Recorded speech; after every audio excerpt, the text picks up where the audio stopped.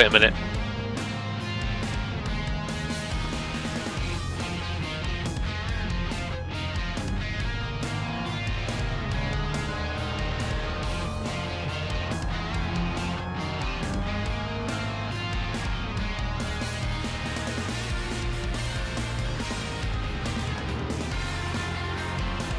Good evening everyone and welcome to Apex Racing TV and iRacing Live for this round's 86 and 87 of the British Sim Racers Touring Car Championship presented by Engine Oil Direct. We're from the Donington Park circuit in England and we have the team race this afternoon. We have two races that will decide which team's going to go through into the showdown for the share of, well, the large part of the $10,000 prize fund. Andrew Woodhouse with Adam Bath and Alex Simpson. And Adam, first of all, we saw a great climax to the Drivers' Championship regular season last week, and the team race, it should be interesting with quite a lot to play for some of the drivers out there. Yeah, we were having a look at the team's championship, and there's really one battle to focus on, and that's between Simpson Racing and New Homes Digital. We'll look at the team standings now heading into this race. The Drivers' Championship, as we saw last week at Circuit of the Americas, is over for the time being.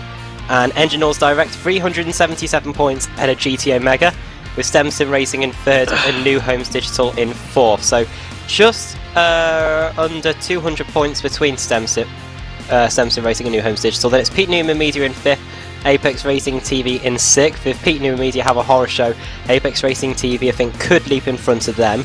Leo Bodner Motorsport in seventh, Laser Tools in eighth, Eurochip Digital in ninth, and Team OGR in 10th. And Andrew, just looking at the grid quickly for today's race, Apex Racing TV, they have the most informed driver at the moment in Sebastian Job, and that seems to have transferred over to the team's race as well. They're on pole position at the moment. Yeah, it's great to see, and I'm not going to hide my pleasure at that happening. Seb and Lee deserve to be up there, and both are going to be strong competitors in the showdown. Alex, of course, you've raced here many times as well. How much do you like this circuit, and what does it bring for the drivers? It's a classic track, isn't it? It is a classic track. I just hate it. It's the only way to describe. I think we saw that in the Adam GT Bath race. loves Donington Park. Adam. It's just something about it. I mean, do you know what? It has got a good flow and things like that, but it's just. I mean, the Kia, fortunately, probably slow enough that you're going to be able to get a run and get some overtakes going into the hairpins and places like that. But yeah, certainly in the quicker cars, it becomes almost impossible to overtake. But tonight, I think will be a lot of fun going through that chicane and into the hairpin. I think that we're going to see some good battles as well. Just the way the actual track flows, there could be a lot of side-by-side action, just like you said, Adam, like we saw in the GT, the BSR GT series. Adam, I know you like the track a lot more than Alex does then, but what does the GP layout change beyond the obvious? Obviously, you got a couple of slow corners there. How do the drivers approach that? Yeah, it's going to be interesting because on the national circuit where we raced earlier in the year, we just go through that right-left chicane and then we're back on to the long straight down towards the first corner again. But now we've got a left-right chicane, pretty quick chicane in fact, and then down to that Melbourne hairpin, very tight indeed, and it opens up another overtaking spot on the racetrack, and it's probably an easier overtaking spot than the national chicane. And we've got the run out of that, the car will be understeering as always, and then down into that downhill left-hander to complete the lap, which is another overtaking spot. So a bit of a longer lap. But yeah, two overtaking spots available now for the drivers, as opposed to that chicane where in the past it hasn't really been an overtaking spot, more of a crash hot spot really. But yeah, we'll run you through the starting lineup for today's race, and because it's a team race we haven't got as many drivers to run through, Andrew. We've only got 24 cars. Apex Racing TV 1 on pole position, Engine Oil Direct number 1 in second, then it's Leo Bodner 1 in third, Sim X number 3 in fourth, Eurochip Digital 1 in 5th, Laser Tools 1 6th, GT Omega 1 in 7th, Pete Newman Media number 2 in 8th, GT Omega 3 in 9th, and Sim X 2 in 10th. 11th it's Sim X 1, 12th Apex Racing TV 2, New Homes Digital 41 in 13th, New Homes Digital 42 in 14th, Pete Newman Media number 1 in 15th, GT Omega 2 in 16th, Friction Racing Unknowns in 17th, Engine Oil Direct 2 in 18th, Slip Angle Motorsports in 19th, and Laser Tools number 2 in 20th. 21st is Engine All Direct number 3. 22nd is New Homes Digital number 43. Grip TV is in 23rd. And at the back, not setting a time, but fastest in practice is Pete Newman Media number 3. That's a very quick grid, Andrew. Oh yeah, very, very quick grid indeed. And sure, well, we're going to see when we go green very, very shortly. We're going to see a great sort of season closer almost, because we're on to the showdown next, and of course that's where the big money's going to be. Just have to mention, we have a new partner with the BSR-TC Pro Series as well. Big thanks to Sean over at Higher Eclectic Ground, which is a community of independent video game and art enthusiasts. And what it does is it gives people exposure who wouldn't ordinarily get any. Sean's been a big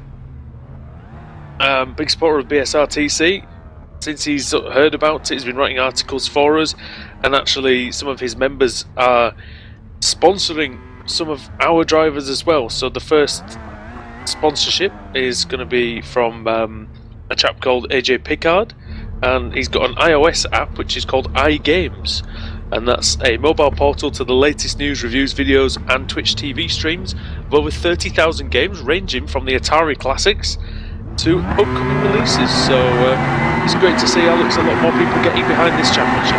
Indeed. Over to you guys for the start of this race.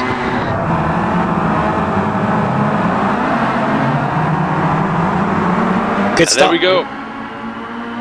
It's a good start from the Apex Racing TV cars, Andrew, but down the inside goes the Leo Bodnar car. That's Andreas Katz at the wheel, and now he's going to go side by side with Wojciech Zawidowicz, who this race meeting is racing in blue as we head down through the Crater curves. Yeah, that's going to be the first thing that's going to confuse us, as it's Job, Zawidowicz, Katz, and then Job, Katz, Zawidowicz, and then Paul Smith for Simpson Racing. Yeah, Rob Fagg closely following in behind as well in that Eurochip digital car, heading up towards claims for the first time this right-hander, where it's such a good overtaking spot. I know that from racing there a few seasons ago. Then it's Robert Plumley, Alex Smolensky, Stephen Burke and Jamie Rushworth rounding out the top 10. Steve Walker in 11th place, and now they're all filtering through this right-hander and onto the straight, heading towards the Grand Prix loop for the first time. Michael Schell back up to 7th for GT Omega Racing, and then you've got Peter Newman Media number 2 car just behind the Laser Tools car of Alex Smolensky. That's Steve Burke, and then Jamie Rushworth for New Homes Digital. Here we go then, down into the hairpin. It's the first time we're going to see it in racing conditions, and side by side there, Shellback trying to get around the outside of Fagg, and he gets hit by Robert Plumley in the Simpson Racing car, and that might allow Smolensky to close in as well. Yeah, he's not going to be quite close enough. Oh, down the inside. Into the final corner goes Robert Plumley. Was there more contact? I'm not too sure. Alex, what did you see of that? No, it's nothing going for the second hairpin there, but yeah, perhaps just a bit of a forceful move there from Rob, nice and early on. I'm just looking at Ashley Sutton as well. He's made up 4 or 5 places on the first lap, and then he goes down the inside of the Grip TV car of Andrew Brown. So our Clio Cup champion Adam is making some moves. He's already got a bit of damage on that Pinion Media car. Yeah, not surprised to see Ashley Sutton with damage already. Raced round the outside of the Crater curve, sliding it, 4-wheel drift almost through there, down the inside into the old hairpin. Oof, and Andrew Brown is just able to hold on, but yeah, Ashley Sutton on it already. Julian Janowski trying to get past him as well. He's on the back of the number 13 Pete Newman Media number 3 car, heading up to the top of the hill, no way through. A very feisty driving by Ashley Sutton, but what did we expect? We've seen him do this before. Yeah, do excuse us a little bit if we do get confused with some of the drivers. They're obviously running different paint schemes as to what they normally are, so it's only really Wojciech Zawidowicz, is it, that's not the same. Oh, Kaz has got a good run, Andrew. Side by side yes. Here, Sebastian Job down into the Melbourne hairpin, and he has got it done, I think. Yes, and I think there's 3 or 4 wide further back as well. That's Steve Burke, Rushworth and Walker there as well. There's some more also involved in that as well. Smolensky, crazy little battle, and that's for around 7th through to about 12th place there. Yeah, Steve Walker's in there as well, the number 1 car for STEM Sim Racing. Oh, making slight contact with the rear end of the Pete Newman Media car of Pete Newman himself. And side by side, Rob Fagg and Paul Smith. but 3 wide also. So many battles unfolding, and down the inside there goes Stephen Burke on Shellback. Is that a change of position? Yes, it is. Nudges Shellback. The German has to take avoiding action in the GT Mega car, premium media car down the Carrera curves with those two in hot pursuit. Jamie Rushworth into the old hairpin. He thinks about having a look on Shellback, but he decides not to. He's smarter, I think, than to go for a move there. And Burke now attacked by Shellback up the hill. That's very close. And he turns it. off he goes. Off goes Burke, and that's probably, well, yeah, it might be even what was going to happen there, Alex, because you could just tell that was going to happen. It's been kind of the story of Burke's season, isn't it, really? He's been, fighting hard here, there and everywhere, and, sometimes perhaps just a little bit over-aggressive maybe, and puts his car in a place where that can happen. There's many times we've seen Burke come off worse, and I think it's just another example of that. He really did leave himself vulnerable for that kind of a move, and, we've talked about it all season long, and, the drivers sometimes just not picking up on it. And, there's again, what's going on, Adam? Tell me where. Ashley Sutton and Ray Alfalla, slip angle motorsport. Ray Alfalla is on his roof. I don't know whether that's as a result of contact with Sutton. It is. Sutton missing his braking point and wham! Into the back. Let's have a look at that back on replay now. Oh, his car just went left. Yeah, Ray's continued to go, so here we are up on screen, so we're just looking at Ray now. Hits. Yeah, no real issues there. Oh god, yeah, Ashley just so late. And then just clip the rear end of Ray there, and that's some interesting crash reaction there. Ash Sutton's in the end of season mode, I think, isn't he? Yeah. Already. Leo Bodden Motorsport then leading by about 0.4 of a second. Andreas Katz ahead of Sebastian Job, and then it's Wojciech Savidovic within 1 second of these guys. We'll also run you through the race format for this one. It's not a laps race, it is a time race, I do believe, and we'll have a driver change, mandatory driver change during the race, and then the second driver will finish it. So yeah, the top 3 pulling away already. Katz seems to be back on form here, and we haven't seen him racing it out with Job and Savidovic in the last few race meetings. It's a 26 lap race, Adam. 23 laps to go. We're prepared, mate. It's all right, don't worry. Yeah. It's good job you two can speak, because I'm having serious trouble. You're watching Digital. Robert Fagg up into 4th place. He's ahead now of Paul Smith. So Smith, who's got some confidence after winning last time out at Circuit of the Americas, is ahead of his teammate Rob Plumley. And this big queue, it doesn't seem to be showing any signs of splitting up. We've got Pete Newman there, followed by Richard Gore, Colin Cunniff, and then it's StemSim Racing's Steve Walker, and then Stelian Chepelewski, who's racing in a different colour for this race meeting as well, down in 14th place. We're just on lap number 5. Yeah. I'm really confused by all the different colours already, but we're enjoying the racing here at Donington Park so far. Cheppy's the one who looks like he's going to make a move, if anything, although he did just lose a little bit of time through the first sector there on Walker. But still just 0.3 of a second behind the StemSim X-Cardo.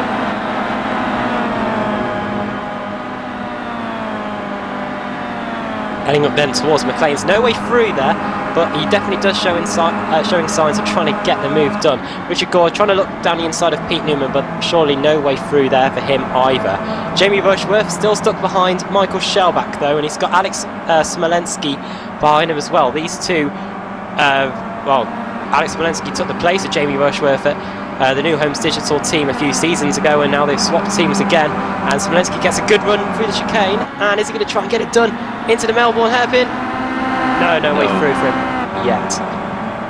Yeah, and Smolensky's temperament's really improved this season during the Pro Series. I think he would have maybe had a go there in seasons past. There's some action just a little bit further back. Richard Gore and Pete Newman going side by side. I think Gore's just got himself up a place into 10th spot there as well. Pete's having some sort of issues out there. I saw him blinking away earlier on, so I don't know if some connection issues causing him to just worry a little bit where he is in and around the traffic. He's got Colin Cunniff right behind him now. Yeah, friction race in there. Sorry, Adam, Colin Cunniff. Is he on his own there, Colin Cunniff? Colin Cundiff in 12th position. No, he's battling away. He's No, got... is he on his own? As in, he doesn't in have the a team. teammate connected to the session yet. I'll have a look. But yeah, I think you might be right. He's got Ashley Blake Hood as his teammate. He's not on the list. Well, yeah, he's definitely not showing at the moment. No, Charles Sears actually should be his teammate, according to the on-screen graphics at the moment. Fair enough. Okay. So I can't see anything of that, but there you go. Meanwhile, Sebastian Job's getting very, very close to Andreas Katz into the foggy S's, and then we're going to head down towards the hairpin. Melbourne Loop time for the leaders, and Katz not under threat here and just focuses on getting his breaking point right. You slightly surprised, Alex, that maybe Seb didn't have a go there? It's a long race, I think. We remember what happened last season. They were, well out in front kind of thing, and let it slip away with a silly little mistake in the pits. And they don't want to risk anything at this point, I think. So I just think just biding his time. You've got the three best drivers out there at the moment between the pairings, I would think. So it's all going to come down to the driver swap and how the second driver's really fair. I mean, Seb's handing over to Lee, who is teamed up with Katz. It's Hefford, and then Speedovic is with. Because of course we have to say, while you're just looking for that, is that Job and Katz, Alex, have hit each other on numerous occasions this season. yeah, indeed. They have. I'm not sure who Speedovic is teamed up with, actually. Just can't work out the abbreviation there, I'm afraid. McLean's there. Dan Blake. Towards Coppis. Blake, there you go. Yeah, that makes sense. So actually, I think when the driver swap happens, they're all going to be pretty close anyway. So, yeah, maybe it really should be go time for Seb now if you can. But I would pick Thompson out of all those, I think, though. Oh, Job gets a fantastic run through there. And here we go, down towards the hairpin. Katz is not defending the inside line because Job is already alongside. Will Katz try and hang it around the outside? He will. But Job's going to get the better run out there, and they're going to be side by side into the final corner, Andrew. Katz got a nice slingshot, though, and into Goddard's, which is very, very difficult. Yes. Speedovic just waiting patiently as well while these guys battle. Oh, here he comes, look, Speedovic. Oof. Actually setting up to 15th place. He got very close to Vidovic there, Adam, coming out of Goddard's, and he's, what do you think he's going to do? Do you think he's going to have a go before the pit stops? Well, this is the interesting thing, isn't it? Because the Drivers' Championship is now over, and I would say that Speedovic is just trying to protect his championship lead, but he can now go and race and do what he likes, because the Drivers' Championship's not on offer here, so I wouldn't be surprised if we see some drivers stick it up down the inside and into one of the corners trying to do a cheeky manoeuvre. After all, this is touring car racing, so... As well, though, he knows the history between these two. And good battles going on further back. Sorry, guys, we just saw Pete Newman and Richard Gore side by side again, and then of course we've just got this battle between Steve Richardson, Brostrom, and Whitehead as well. They were three wide going into turn one, but pretty much single filed out now. So some good battles all going around. Andrew Brown side by side with Janowski at the moment as well. So Grip TV trying to pick up a place. Going to have to go around the outside if he's going to make that stick. It's not easy, but It's he's making it work at the moment, and he is. He's through. He's going to have to he's going to have to try and hold it around the outside to maintain the position. Oh, it's not easy at all to do, but he's got a good run. Janowski trying to fight back. They're going to be side by side, perhaps going into the chicane, but I think Brown's going to have the advantage here as Janowski's carrying a bit more momentum. Does he try and hold it around the outside? No, he doesn't. Joe's still right with Andreas Katz at the front, though. Oh, contacts. I just saw... Oh, it's an Apex Racing TV car. It's Richard Gore. I think he had contact with Colin Cundiff and Steve Walker, but they all seem to have sorted each other out now into the final corner. Cundiff and just very nearly chopped right across Steve. Well, he did chop right across Steve Walker. Very nearly chopped into Steve Walker. But just getting a little. Oh yeah, just seeing that now on the replay.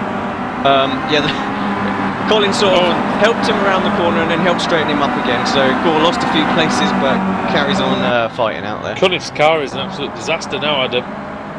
Yeah, it doesn't look not in good condition at all. But Richard Gore and Selian Chepelevsky battling, and Chepelevsky is through. So Chepelevsky up to 12th place now. Was 14th a few laps ago, and Steve Walker battling away with Pete Newman as well. That's Cundiff. Colin going for a little trip through the kitty litter. Nick Sutton probably had a bit of a fright there, seeing that all going off in front of him. He's done quite well, as actually so far. He's up to 15th place. He does have terrible damage on the front of that Pete Newman Media car, but do we know what the state of repairs is? If they come into the pits, are they going to get repaired when the driver changes over? Yeah, I honestly don't know actually. So don't know, because we've had one fast repair, haven't we, all season long? Are we going to have that in the team championship, or are we going to have repairs? We've got two fast repairs. The fast repair limit is 2. And this may be the last time that we're seeing, because there's no fast repairs once we get to the showdown rounds. It truly is a battle between is that a rule that machine. Is that a rule that we made in the commentary box? I think, and I think the organisers agreed with it. I think it might have been. Yeah. But I think it's going to be good for the series. I think we need to see, these guys battling out, and we need to see mistakes punished as well. Well, here we go then, on to lap number 10, and Sebastian Jobe was slower than Andreas Katz that time around. I wonder if Jobe's just hanging around with him, just gauging the pace of the two-time champion. Wojciech Savidovic starting to drop back. However, he did lap the quickest lap of anyone on the track so far in the last lap, 1:33.1. Then it's Rob Fagg on his own in 4th, Paul Smith in 5th, and then we've got this ongoing battle between Michael Shellback, Robert Plumley, and Alex Smolensky, because where's Jamie Rushworth? He's now dropped down to 9th position. Smolensky getting past him. Shellback and Plumley there. And Plumley ended up going off the course as they headed towards McLean's. And Smolensky and Shellback through on Smolensky. Oh, very close for the lead. They're side by side, in fact, as we head into the chicane. No way through for Sebastian Jobe, surely, but will Katz take a slow exit? Yeah, he will, surely. But Jobe's got a decent run, and now Katz is going to have to defend the inside line into the Melbourne Loop. Here we go, down a hill. And look at Savidovic. Savidovic is close. Jobe tries to cut back. He's not going to get there. Savidovic looking for any sort of way, shape or form to get past. Will Jobe send one up the inside into Goddard's? It might not be a bad idea, but the braking is very tricky there, Alex. Downhill and over the crest. Yeah, not easy at all. And I think Katz was alive to it as well. I was waiting for some sort of late move. You could just see the way he's positioning his car. He expected something from Jobe there, and fully ready and waiting for anything, I think, there. Ashley setting up another position, up to 12th position, getting past Stelin Jepelevsky, and a message from race control. The pit window is now open, so we'll probably see some driver changes in a not too distant future. Yeah, that mandatory pit stop that needs to be made. Harking back to the good old days of the BTCC in the late 90s, Adam. Yes, indeed. Days of Rickard Rydell. Look at this. Alan Menu, and now side by side, Jobe and Katz. Are these going to be the next legendary names of sim racing? Jobe and Katz and Savidovic, and here comes Sebastian Jobe, who could in the future become one of the very best of all time. Up the inside into Coppes. It's this ever-opening right-hander which leads onto the back straight, and actually they're going to be side by side down towards the foggy S's. Alex, this could rage for the rest of the race until the pit stops. Yeah, quite easily. So it's all going to be about when's the first person to blink, I think, with the pit stops, or are they going to try and leave each other out as long as possible? Who knows? Katz very late on the brakes. Sorry, but the inside.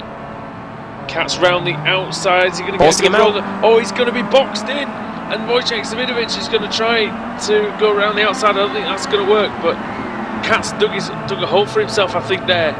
Cut back. Probably not going to work. Not enough room there.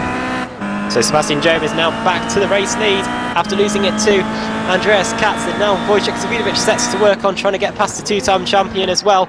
Now we're going to see whether Sebastian Jobe has the pace to pull away from these two. Paul Smith has gone into the pits. He is the first driver to pit, as is Robert Plumley. So STEM Sim Racing, both of them following the same strategy. They're pitting early. Yeah, Smith pitting. He'd done a very good job there. That was the third STEM Sim Racing car. So in theory, the third one on pace if you do your teams accordingly. But now he's handing over to Ben Palmer, and when Ben Palmer and Paul Smith are in your third car, you've got a good team. Yeah, and Baker's come in as well, so that's strong lineup there. Yeah, so. Baker's gone into the 2 car, and then Steve Walker's teammate in the 1 car is Ashley Blake Hood. So that's the car that you would normally see Baker in with the yellow trim. So first pit stop's happening already. Stelin Chepelevsky having a battle, Alex. Yeah, just closing in on Steve Walker as well. Sutton ahead of Walker now as well, so he is flying. He's up behind his Pete Newman media teammate right now, Pete himself. So I'm sure these guys probably won't squabble too much out there right now. Ashley Sutton is on his own, I do believe, so he's just racing for pride here tonight. And Pete Newman battling away with him there. Yeah, he will get disqualified if he does make it to the end with no further incidents, I suppose. I'm guessing he's quite close to the incident limit though already. Yeah, it says on my incident count 11, and we have an incident count of 17. So yeah, so he's got just a little bit of a way to go before he gets to the big limit and a possibility of getting disqualified. Alex Smolenski going past Michael Shellback, and that's because Shellback is into the pits, as is Jamie Rushworth, as is Pete Newman. So 3 cars in this time around. Shellback will come in and hand over to, as the driver change happens, Shellback is handing over Delin Chepelevsky in as well, and Jamie Fluke. Yep. Dan Kraft is in. Daniel from, Hunt. Dan Hunt taking over from Shellback. Richard Gore in. Russell Laidler taking over from Chepelevsky. Richard Gore will be handing over to the Australian driver Jake Blackall. Yep, Jake's in. And Daniel Kraft will be replacing Pete Newman. Just looking at the pit stop times for everybody else out there. So from Ben Palmer, Baker, Field, Kaiser, Roberts and Sears, they were all between 31.1 seconds and 31.5 seconds. So it's just the delay of getting the driver swap done that's really affecting the time. So can't afford any kind of real mistake with speeding or anything, because that's really going to set you back. You need to be on that driver swap button, that remove driver button, as quickly as you can as well. Now look at this, the battle between David Baker, Daniel Hunt and Jamie Fluke. New Homes Digital did a fantastic job on the pit stops, because they were able to close in quite a bit on Daniel Hunt in that GT Omega 1 car, and Daniel Hunt already trying to get past David Baker as we head up to the top of the hill on this racetrack. Now obviously, Alex, the advantage here for the guys at the front is that they're keeping their best driver in the car for much longer, but the problem is they're going to be experiencing tyre wear and they're going to be getting slower and slower. So when's the point where you would switch over? Because you want your good driver to do as many laps as possible. Sorry, your best driver. They're all good drivers, but what do you think? Yeah, I mean, it just depends. I mean, they're still lapping pretty quick out there at the minute, so I would think actually that they'll leave them out as long as they possibly can, bring them in just one lap before the window closes, I guess. It'll be interesting to see. It's going to be tough, although what that the said, other guys do. Yeah, that said, oh no, there looks like a problem for James Leggett and Scott Malcolm. They've had to tow back to the pits. Sean Cole's just jumped into the car. Russell Laidler in the GT Omega car is coming under a bit of pressure from Blackall and from Newman. Alex Smolenski was in the pits that time, handed over to Robert Graham, and look at this, Ashley Sutton's had a fantastic pit stop and has come out right in the mix with David Baker, Daniel Hunt and Ashley Sutton. Because he hasn't had to do a driver swap. Yeah, and 23-second stop, so gained himself a good 7-8 seconds there.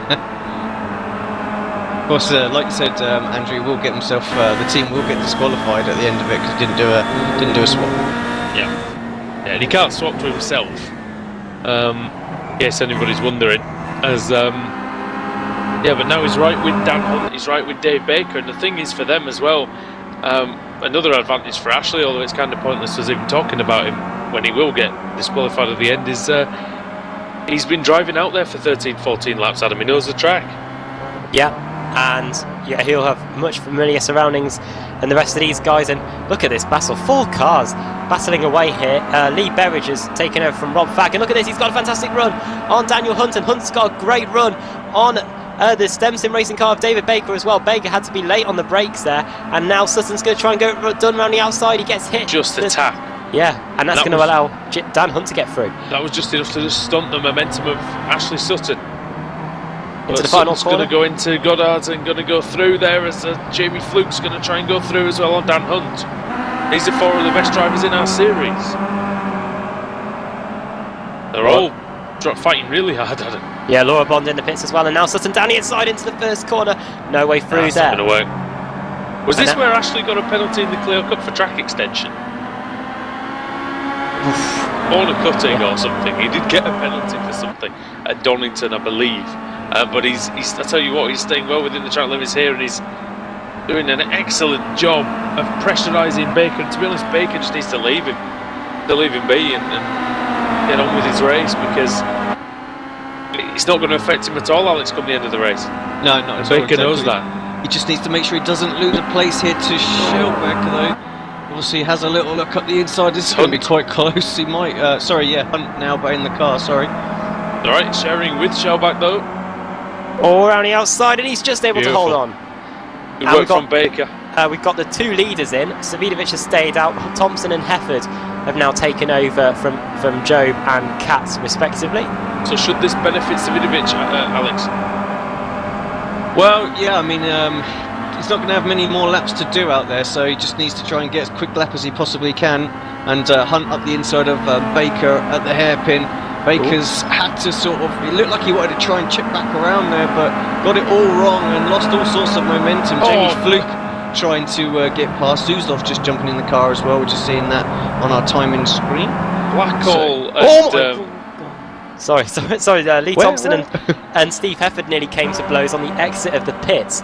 Hefford's been able to get ahead of the Apex Racing TV car.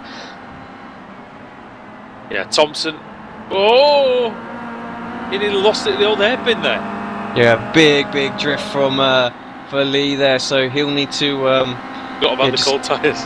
Yeah, exactly. He'll just need to get up to speed and get back up to Hefford. 1.2 seconds is the gap. Let's see, is Savidovic going to come in this time? He is, he's in. And he did a 33.7 on the previous lap, and for example, Jake Blackall for Apex did 33.2. So is it going to work out for the season 6 champion? Right, the pit stop time to watch out for. Steve Hefford's time was 31.3 seconds. Lee Thompson's was 32.2. And Wojciech Savidovic will hand over to Dan Blake as Ashley Sutton's just gained another position past Lee Berridge. So he's now into 5th. Sorry, Steve Hefford now coming to the Melbourne Loop. Going through it. So up the hill he goes towards Goddard's. Savidovic getting the one of the sides of tyres going on. And that fuel, of course, if they are going to be fueling, I'm not sure if they are putting any fuel in. I wouldn't have thought they would. It's a long stop. It's a slow one, very slow, 34.4. Here come... Engine Oil Direct through. Yeah, and Apex well and truly. That's really slow from Engine Oil Direct there. Sorry, Leo Bodner are through, not Engine Oil Direct. What am I talking about? Yeah, Steve Hefford leading the race then for Engine Oil Direct. Leo Bodner. Leo Bodner, yes, new thingy technology thingy.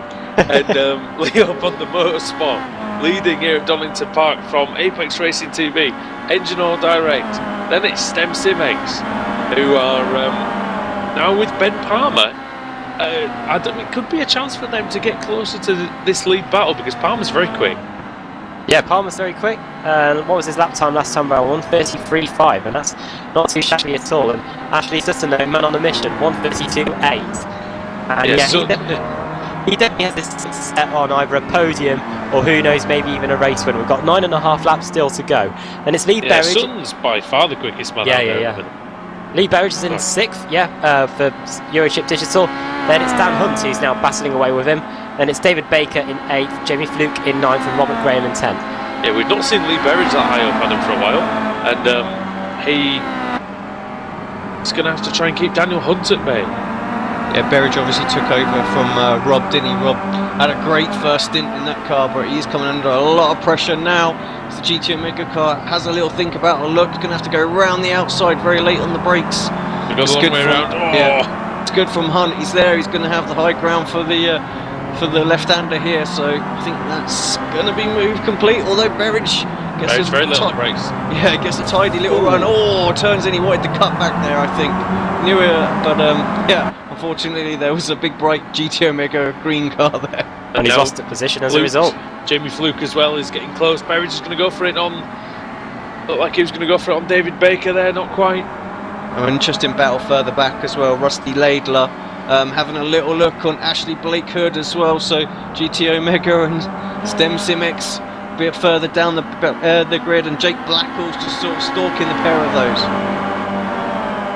Yeah, and they've got, oh yes, look at that there, in front of them, Blake Hood and Laidler, and Blake Hood just managing to stay in front. Laidler won here, I think, last time we were at Donington Park in the team race. Oh, contact.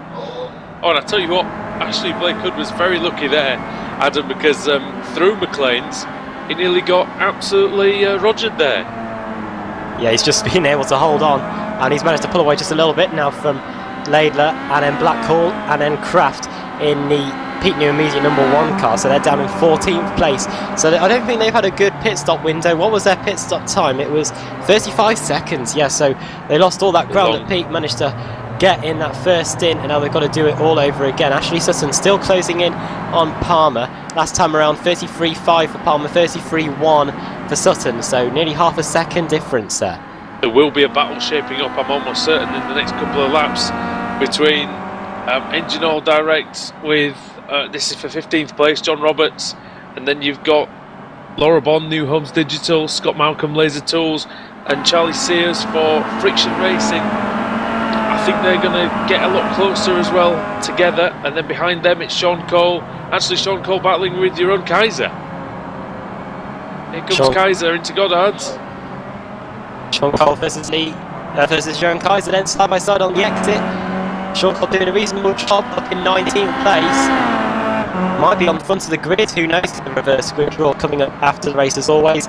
Kaiser not able to get through into the red gate. Yeah, it's very possible.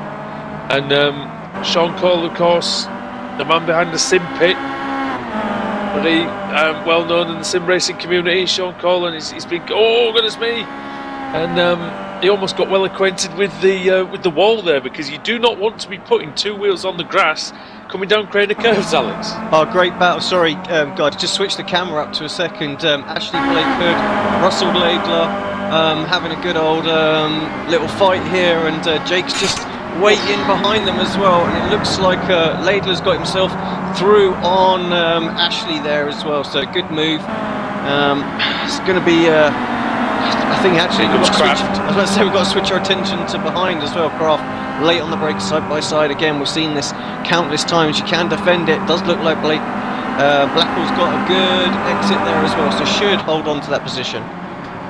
Getting beaten up out there a little bit, Jake Blackwell, I think.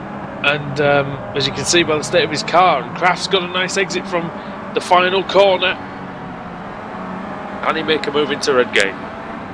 Battle for the lead starting to hot up as well. 0.3 of a second separates Steve Hefford and Lee Thompson. Dan Blake now 4.6 seconds back, lapping slower than the front two, so definitely going to be a battle between the top two, I think, in lap or so's time. Lee Thompson, of course, the only BSRTC driver in the field to win a race without actually leading a lap, benefiting from a disqualification, I think by Graham Cowell in one of the race meetings a few weeks ago, and he'll be desperate to try and get that win outright in this one, and he's got no better chance than today, battling away with Steve Hefford, 0.3 of a second separating them then, and when we get to the line there'll be 6 laps to go. Thompson last time around did a 1:33.3, Steve Hefford 1:33.9, so over half a second now between them.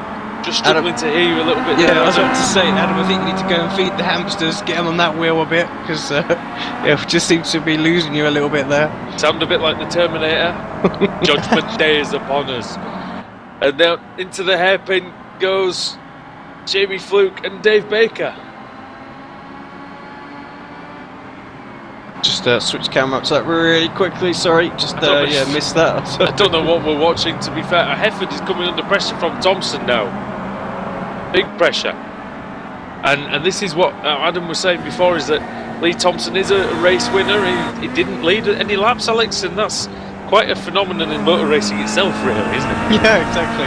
That's a freak one. So if he can got 6 laps to get a race a lead lap on his stats. So, well, if you recall, in the 2003 Brazilian Grand Prix, I believe Giancarlo Fisichella's only lap that he led was the final lap. So, and same with Raikkonen in Suzuka in 05. Fisichella involved twice there, but it does happen, but not with no laps led. I don't think I've ever seen that before. It's great. But look how that poor pit stop has just disadvantaged Engine All Direct. Well, to be fair, Dan Blake probably didn't have the same pace as Wojciech Samigovic, and these two, probably Lee Thompson and Dan Blake, probably a few positions apart normally in the drive when they're just racing by themselves. So Dan Blake, dropping just a few positions back, or a few seconds back, and now he's under pressure once again for Ben Palmer. Yep, and Adam, those hamsters need to run a bit faster, I think. Alright, okay. And that's internet at a media university for you, ladies and gentlemen. The world we live in. As Alex, you need to provide them with some better internet, son. Yeah, exactly. I don't know what they've got there, but yeah. Make a minute out of that. It's woefully insufficient, I think, by the sound of it. Your own Kaiser still hasn't got past Sean Cole yet. Cole's not making it easy for him, but Kaiser. I wonder if Kaiser's being a bit timid because we were giving him a bit of stick for going 5 wide last week. Yeah, well, that's possible, but there's no reason to. Oh yeah, he just gets out from Sean there. I thought he was going to just give him a little tap there. Maybe he needs to do his thing for his team and score as many points as he can, and But that said, he's 20th place. Come on, Jeroen, get up there. Make some moves. That's it. That's a man who qualified. I think he was 7th that qualified at Circuit of the Americas, so on one of the hardest tracks. And I think this is one of the slightly easier tracks. And he's all the way down there. And we've had a change for the lead because I believe Hefford got a slowdown there. Let's just see if we can jump it back, see what happened. Thompson already about 1 second in front. Palmer's just gone back about 40 seconds, just having a little look at the replay, see if we can catch exactly where he did it. So nothing there, that's all fine. It's going to be on the kink at the top of the hill, I think. By the way, Ash Sutton's up to 5th. I don't know why he's got to slow down there.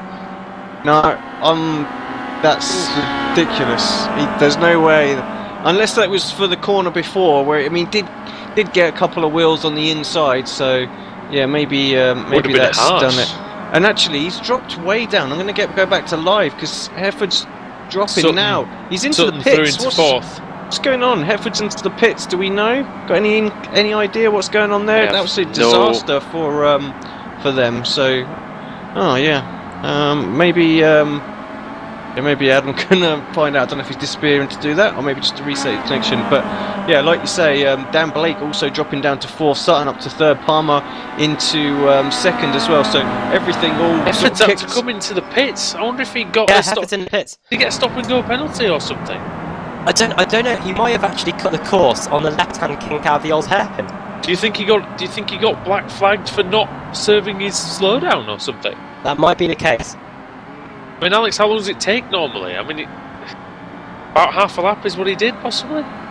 Is it 2 sectors you've got to go through before you pick up a black flag? Could be fuel, is being suggested as well. Which actually, that possibly makes more sense, doesn't it? But if it was the Kia, he'd have been in there for ages getting fuel. Where's he gone? Where's he slipped down to now? Where is he on the 15th? And it was a 24.2 second stop. So, yeah. Behind John Robertson, Engine All Direct. I think you're probably right. We just had a look at where Dan Blake lost his positions to Ben Palmer and Ash Sutton there on replay as well as we bring you back live. Just give us a quick rundown of the standings, guys. Lots has changed in these last few laps. Well, go into Andrew. Apex Racing TV leading by 7.3 seconds from STEM Sim Racing. Lee Thompson in the Apex car, Ben Palmer in the STEM Simex car, and then it's the Pete Newman Media car of Ashley Sutton, but he will be disqualified at the end. Engine Oil Director Dan Blake then is effectively in 3rd with GT Omega Racing and Daniel Hunt in 5th. And then Dave Baker in 6th for STEM Simex, Jamie Fluke, New Homes Digital in 7th, then it's Eurochip Digital in 8th, good performance from them, Lee Berridge, and then it's Robert Graham for Laser Tools in 9th, and 10th is Rusty Laidler.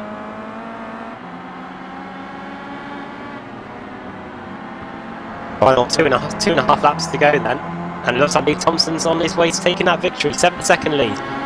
The funny thing is, he has led laps now, hasn't he? But it's not going to count officially for his own tally. He's leading several laps. It's like, do you remember, Adam?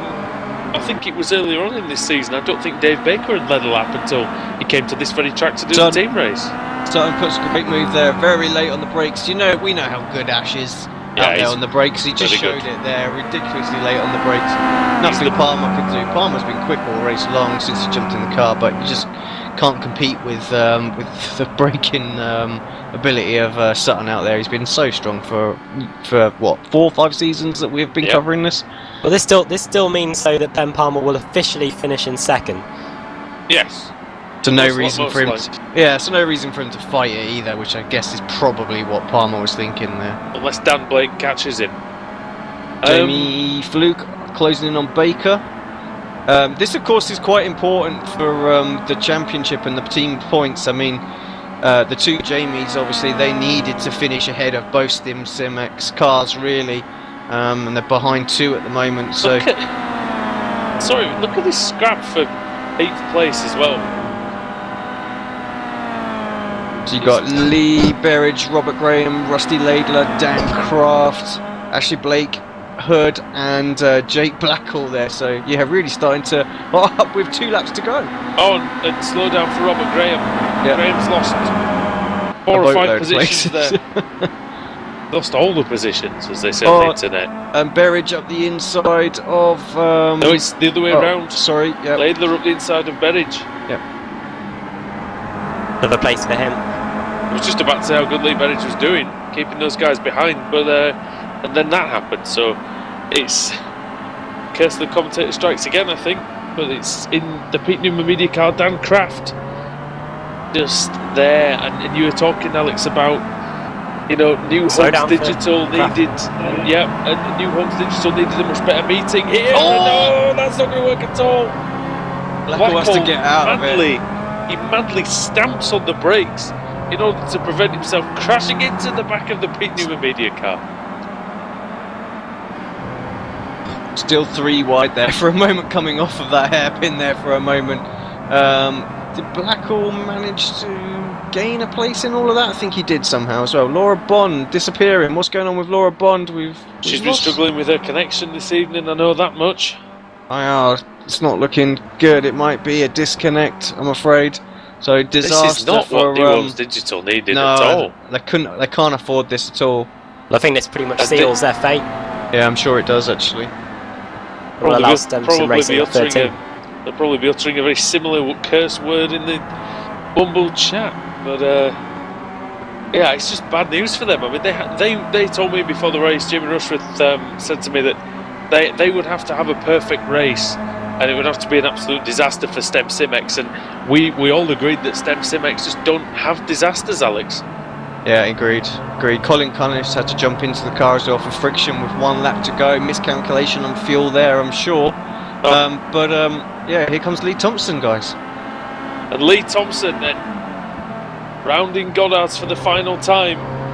He took a race win without leading a lap, but now it's for real for Lee Thompson here at Donington Park, and he takes the victory in the team race in the Apex Racing TV car. And there comes Cunniff, look. There goes Colin Cunniff. It's not a good one for friction racing at all. Third for Ben Palmer. Dan Blake for Engine Oils Direct in 4th. Here's Dan Hunt in 5th as well. Dave Baker in 6th. Jamie Fluke just behind him as well.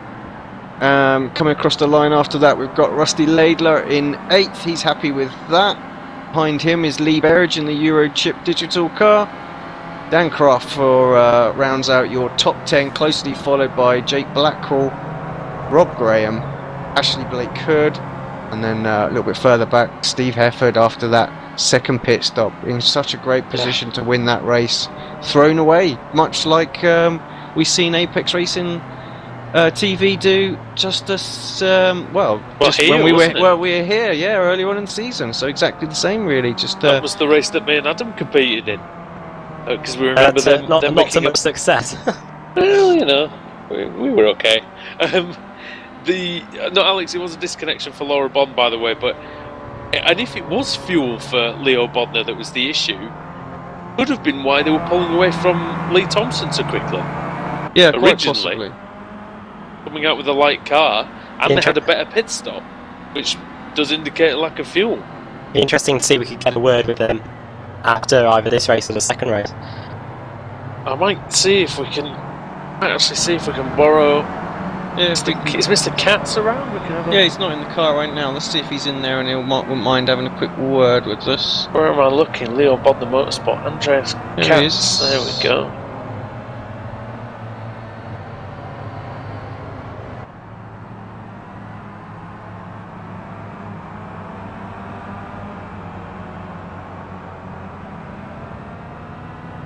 Andreas, Mister? welcome to the commentary booth here, iRacing Live and Apex Racing TV.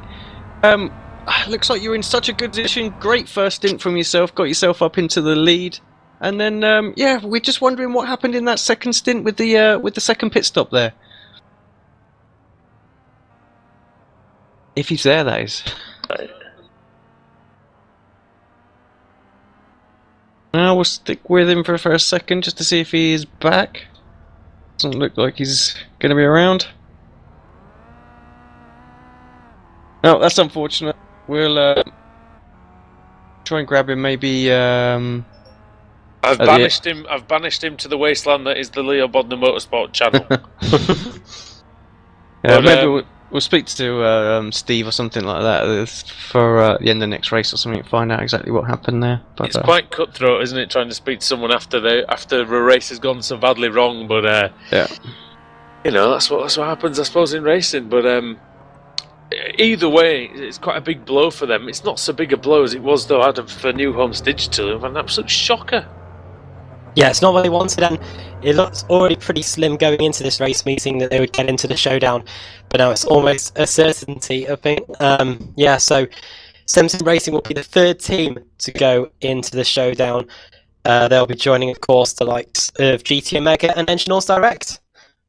Yes, and to the news that Leeds United are losing 2-0 to Blackburn Rovers, we'll be on our 7th manager in 18 months in a few hours. So well, we've gone through 5 in 5 years, I think. Aston Villa.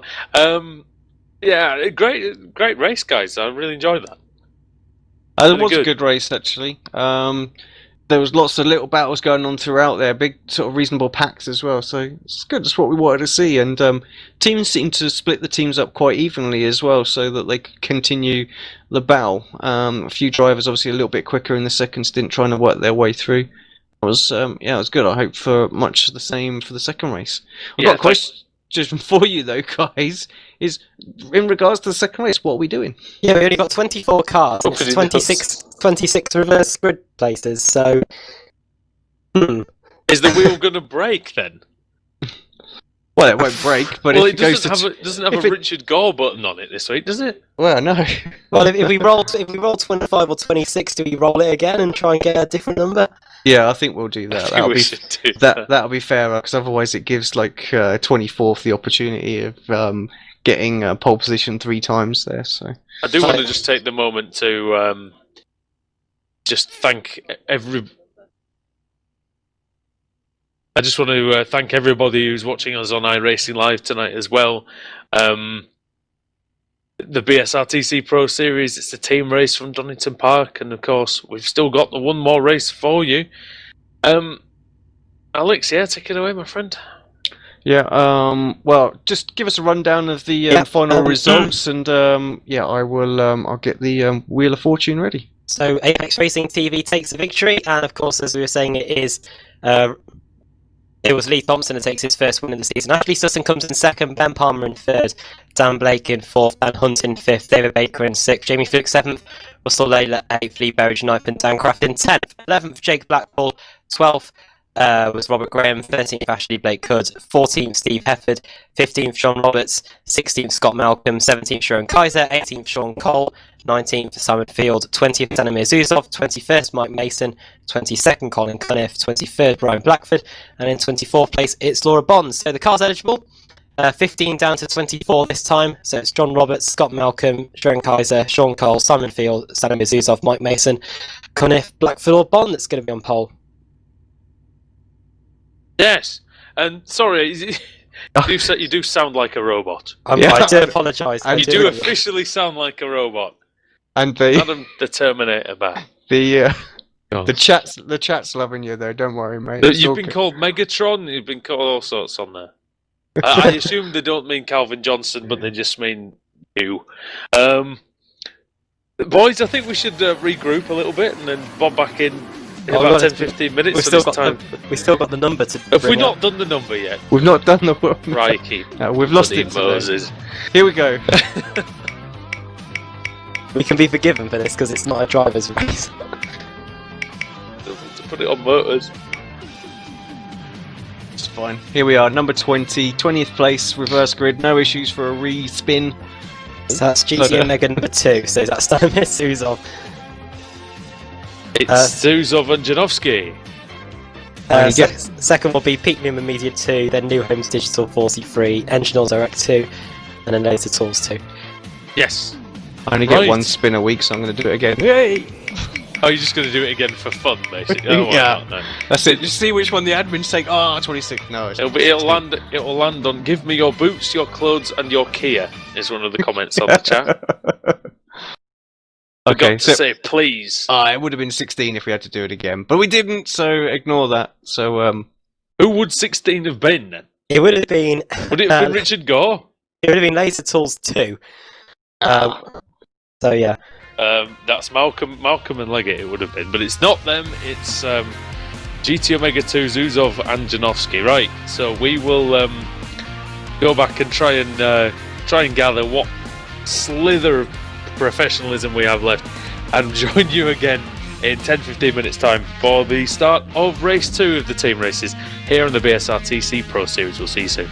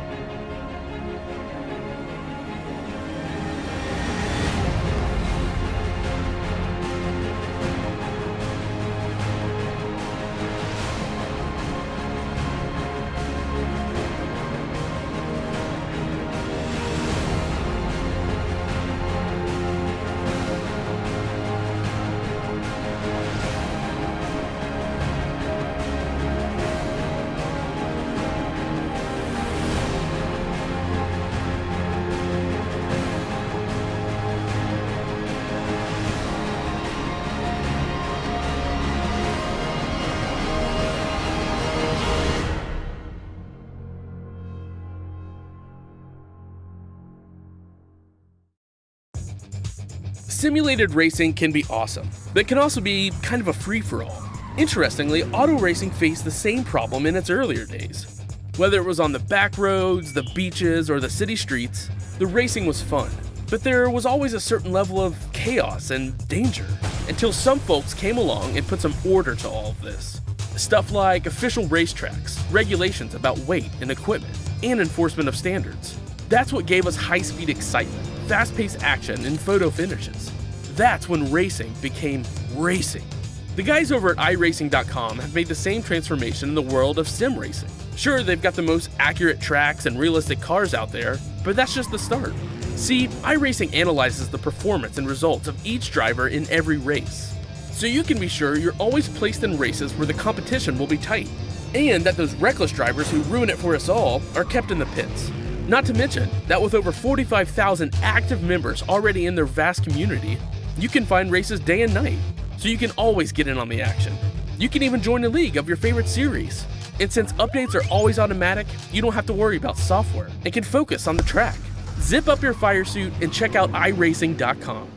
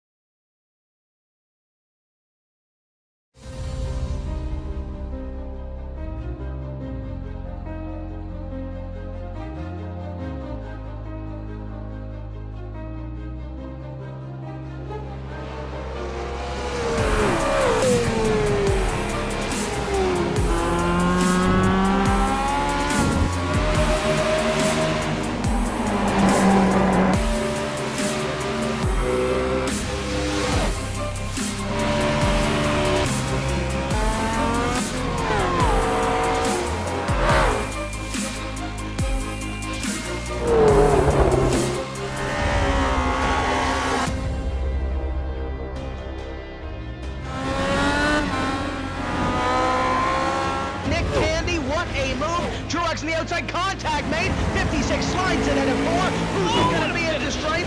Dead even, give it to Ryan Truex. Truex is your winner over Tandy.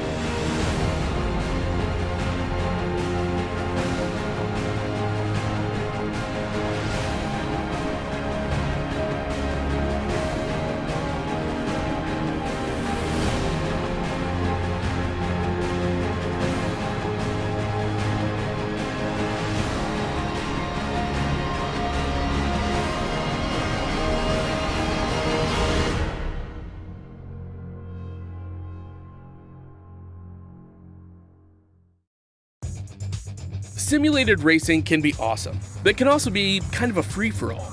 Interestingly, auto racing faced the same problem in its earlier days.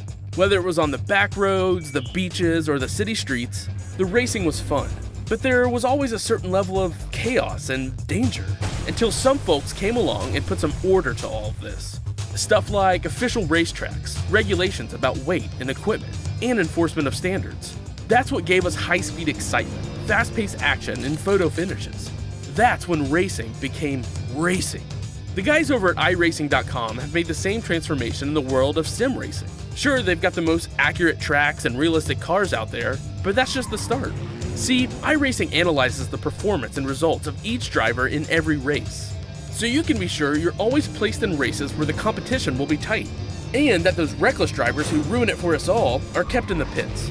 Not to mention that with over 45,000 active members already in their vast community, you can find races day and night, so you can always get in on the action. You can even join a league of your favorite series. And since updates are always automatic, you don't have to worry about software and can focus on the track. Zip up your fire suit and check out iRacing.com.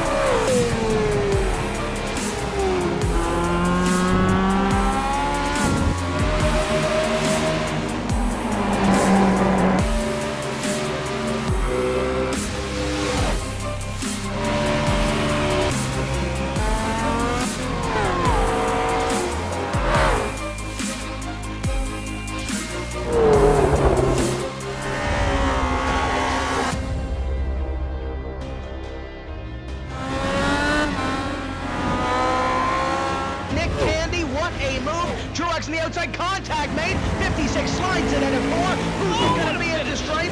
Dead even, give it to Ryan Truex. Truex is your winner over Tandy.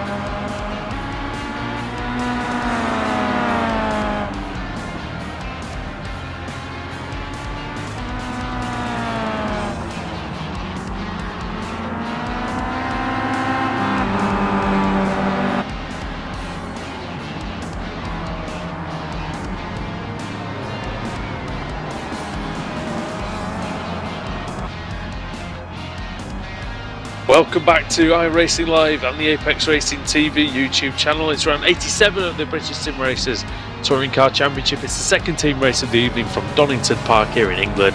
Andrew Woodhouse is my name. Adam Bath and Alex Simpson are theirs. And Adam, the grid is set, and we do have a slight change due to, of course, Ashton getting disqualified. We now have a new pole-sitting team. Yes, actually, Simpson finished in second position, however, because he did not do a driver change in first race, it means he gets disqualified. So that's what. So that means we've not got the pole position man that we thought we had for race 2. And as my grid just loads up now, I will quickly run you through it. 24 cars once again should be taking part in this second race, and I have got the grid now, and I will run you through it. So on the pole position for this second race of the evening here at the Donington Park, the Grand Prix circuit, it is, as my page loads, Grip TV. it is Grip TV, there you go. This is it, yes it is. With GTM Mega 2 in second, BM Media 2 in third, New Homes Digital number 43 in fourth, Engine Tools Direct number 2 in fifth, Laser Tools 2 in sixth, Engine Tools Direct number 3 is in seventh, Leo Bodner number 1 in 8th, Simpson Racing in 9th, and then Laser Tools in 10th. 11th is Apex Racing TV 2, 12th it is Peter Numa Media 1, 13th Euro Chip Digital 3, GTM Mega 3 in 14th, 15th it's New Homes Digital 41, 16th it's Simpson X2, 17th it is GTM Mega 1, 18th it is Engine Tools Direct 1, 19th it's Simpson X number 3, and then 20th it is Apex Racing TV number 1, our race 1 winner.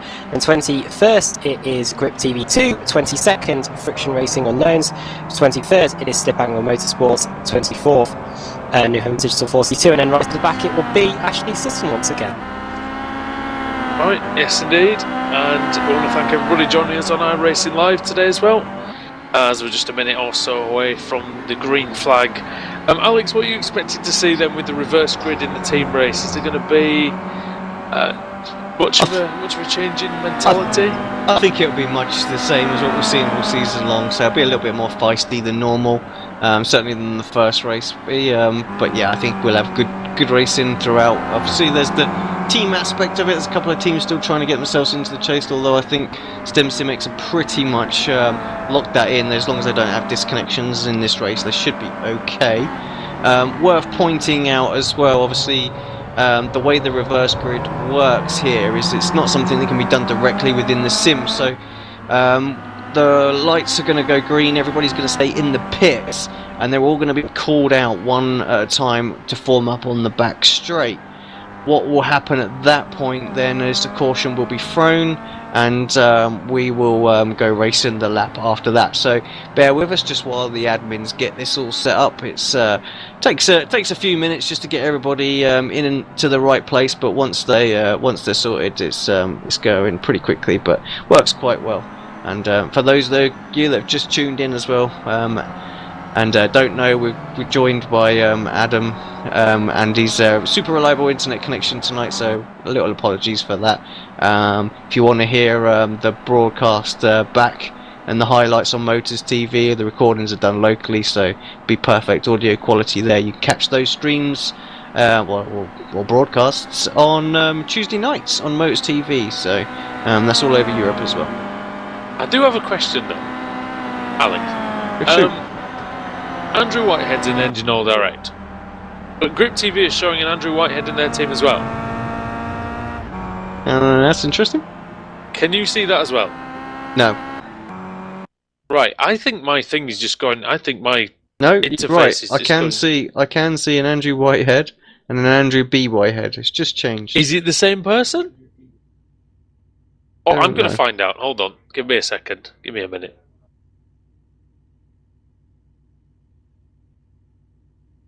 Pit window will be open on lap 13 for this race. Just while Andrew goes to find that, of course, nobody's going to grid at this point, so it just says gridding right now, but everybody's just going to stay where they are for now. And as the lights go green, which will be in just a couple of minutes' time, then we will. No, we've got one taken to the grid. Oh well, they'll have to sit tight, and just pulled themselves back. Yeah. Just it'll Right, take a moment. Sorry, I can clear that up. It's a league nickname error. Oh, They typed Whitehead instead of Brown, so it is Andrew Brown. oh, okay. But his name was Andrew Brown 3. I think they wanted to get rid of the 3, deleted Brown, and then didn't realise that they typed Whitehead instead of Brown. Okay.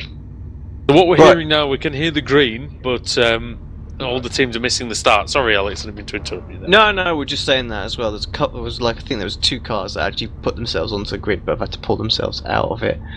We have But to yeah. go back to the pits now. Well, no, they just go to the pits, don't they? Normally what would happen is they would have to wait till the green to go back out, but as it is, that's the way it's going to be anyway. So we're just waiting for the admins just to call the first team out. Who are we expecting out? Yes, we were the Grip TV car, and here comes Andrew Brown. Fortunately, my overlay shows Andrew Brown because Oh, that's good then. yeah, because it pulls the names in via a spreadsheet rather than via iRacing. So we saved the day. At least we got TV one. obviously At least we have got a one lot thing done right tonight. Yay! Well, Grip Next TV up- obviously have a lot of fans out there as well, so they're going to be happy with this. Next up is Janowski, and then is it Steve Burke? Stephen Yeah, Burke, Steve Burke. Here he comes now. And then after that, we've got Sean Cole. Who's going to be after that? I was waiting for them to. Then it's the Engineers Direct car. Linus Brostrom. Then a Laser Tools car of James Leggett, I think. Yep, indeed. Here comes James. We've got that's Chepelewski. Oh, I think Chepelewski might have left a little bit early there, actually, if I'm honest. I think Whitehead behind him should be in front of him. Can you confirm that on the reverse grid? I think what it was is Whitehead's left. Yeah, he stopped on the track now. Yeah, but because he was so far back on the pit lane when Chepelewski got going, he was still ahead of him. Here he goes, he's going now. Come on, Cheppy, get going. Right, who's next out? Janowski's just come into a halt, so they're all backing themselves up. There's another. One of the Leo Bodner cars. Yeah, Robert Graham. Katz is out. That was the Leo Bodner car. Smolenski, Laser Tools. Yeah, still stat there. I think he's all sorts of confused now where he should be. And, who was that? Was that? Did you see how close Smolenski got to Was it him? Smolenski? Yeah, just giving him a little scare, wasn't he? Sign of things to come. Cheppy might have had to go down to the door or something. Oh, here he comes, look. Here he comes. Yeah, he just He's got alive himself, in there somehow. just got himself going way too early, didn't he? Got his GT Omega numbers mixed up, I think, probably there. So. Eurochip Digital then, as well. Good showing from them in race 1, Adam. Yeah, good showing from them. Rob Fagg did a fantastic first stint, and then Lee Berridge was able to follow it up with a pretty decent second stint as well. So they got a good result out of race 1. We'll see if they can do the same in race 2.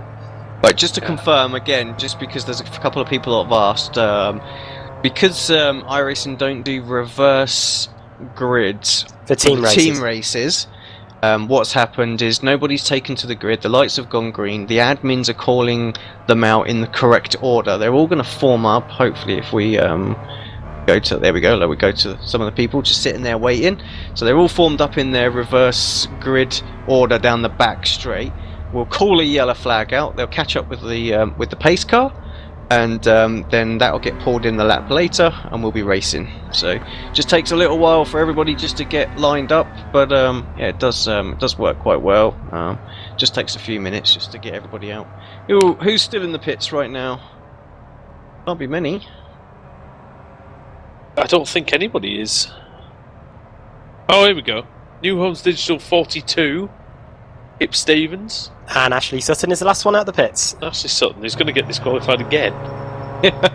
This one, no doubt. Can't blame him for trying. Can't blame him for trying. Well, no. And now all we're waiting for is the safety car to be thrown. by the race organisers, and then we'll be going. Yeah, Can you imagine as they're coming up at Alex down the back straight? Slow car on the right, slow car on the right, God, slow yeah. car on the right. Many slow cars on the right. Going nuts right now, wouldn't it? So, but yeah, they'll just wait for Ash to get around. He's just cruising around.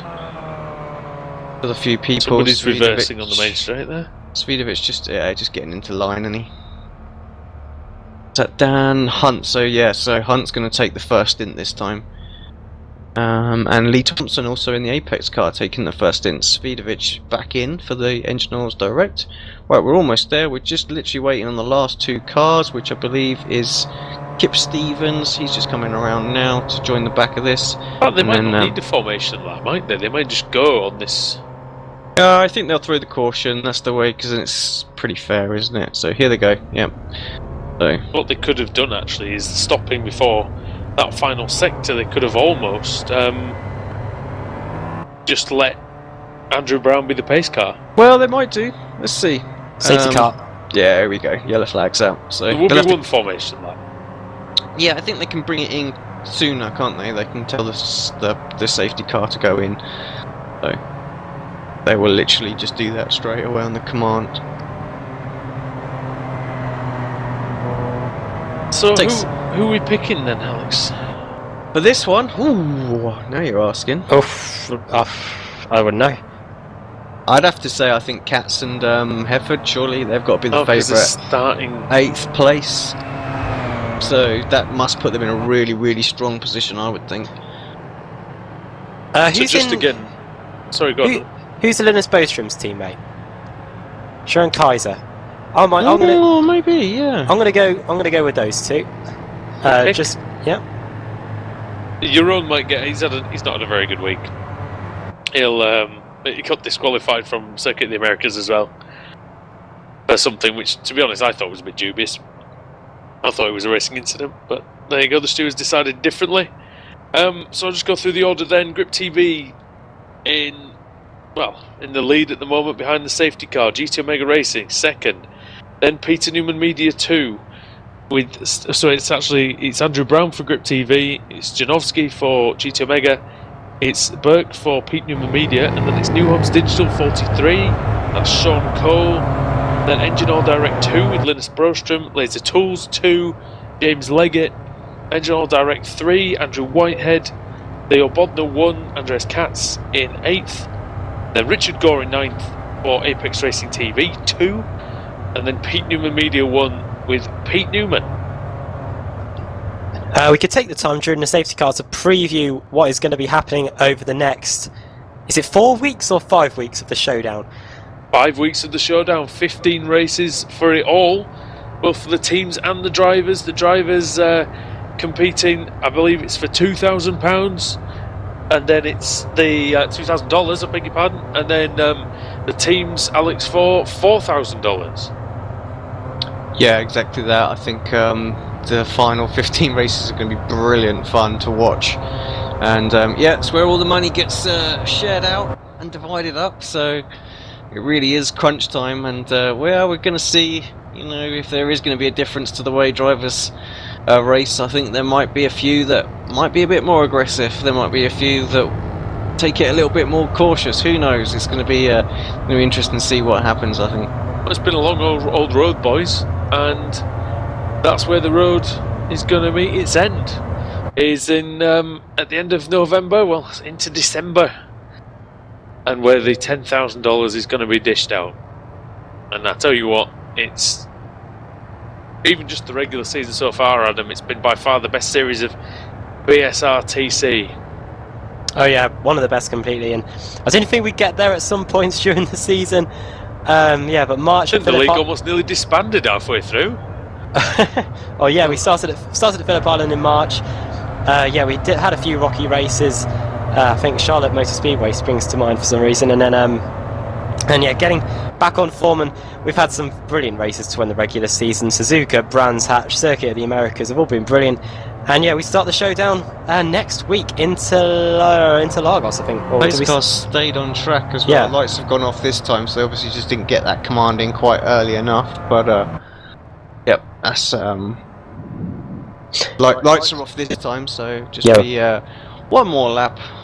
And we will be heading to We'll be heading to Okayama Short on the 5th of November, and the following week Interlagos, Motorsport in Canada, Sebring, and then the season finishes at Daytona. Yeah, we've got quite a North American field to the last 5 races of the season. Alex, is there any of those races that you're looking forward to mostly? I'm really looking forward to Daytona. Actually, that'll be great. Sebring will be another good venue. Have they been to Sebring before? I can't think. No, that's going to be great. Maybe one seeing time. them I around. think they were there once, possibly. That's going to be that's going to be really good fun. I think seeing them get used to that track. Motorsport, we haven't been there I thought we before. did go Yeah, to Sebring, Motorsport. Adam, but I might have been wrong. Was it a different course? Was it like a shorter course that we used or something? Oh, I can't remember. I think I we don't- might have been to it once before I became involved. Probably back in season 4 or something. No, I don't remember. It's going to be good Sebring. anyway.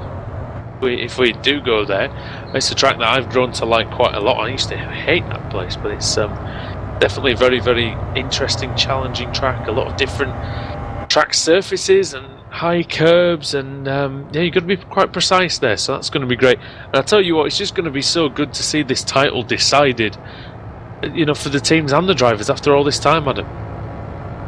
Yeah, it is, and I haven't got a single idea who's going to win this championship. Wojciech Savijevic, he was looking good for 2/3 of the season, but now Sebastian Joe, he just seems to have the pace to keep with him, and that's what's going to make it so intriguing for these final 5 races. Which one will suit Sebastian Joe or Wojciech Savijevic best? And who knows, maybe even someone on the outside could come in and throw a surprise. We could even have like Andreas Katz go and make it 3 titles.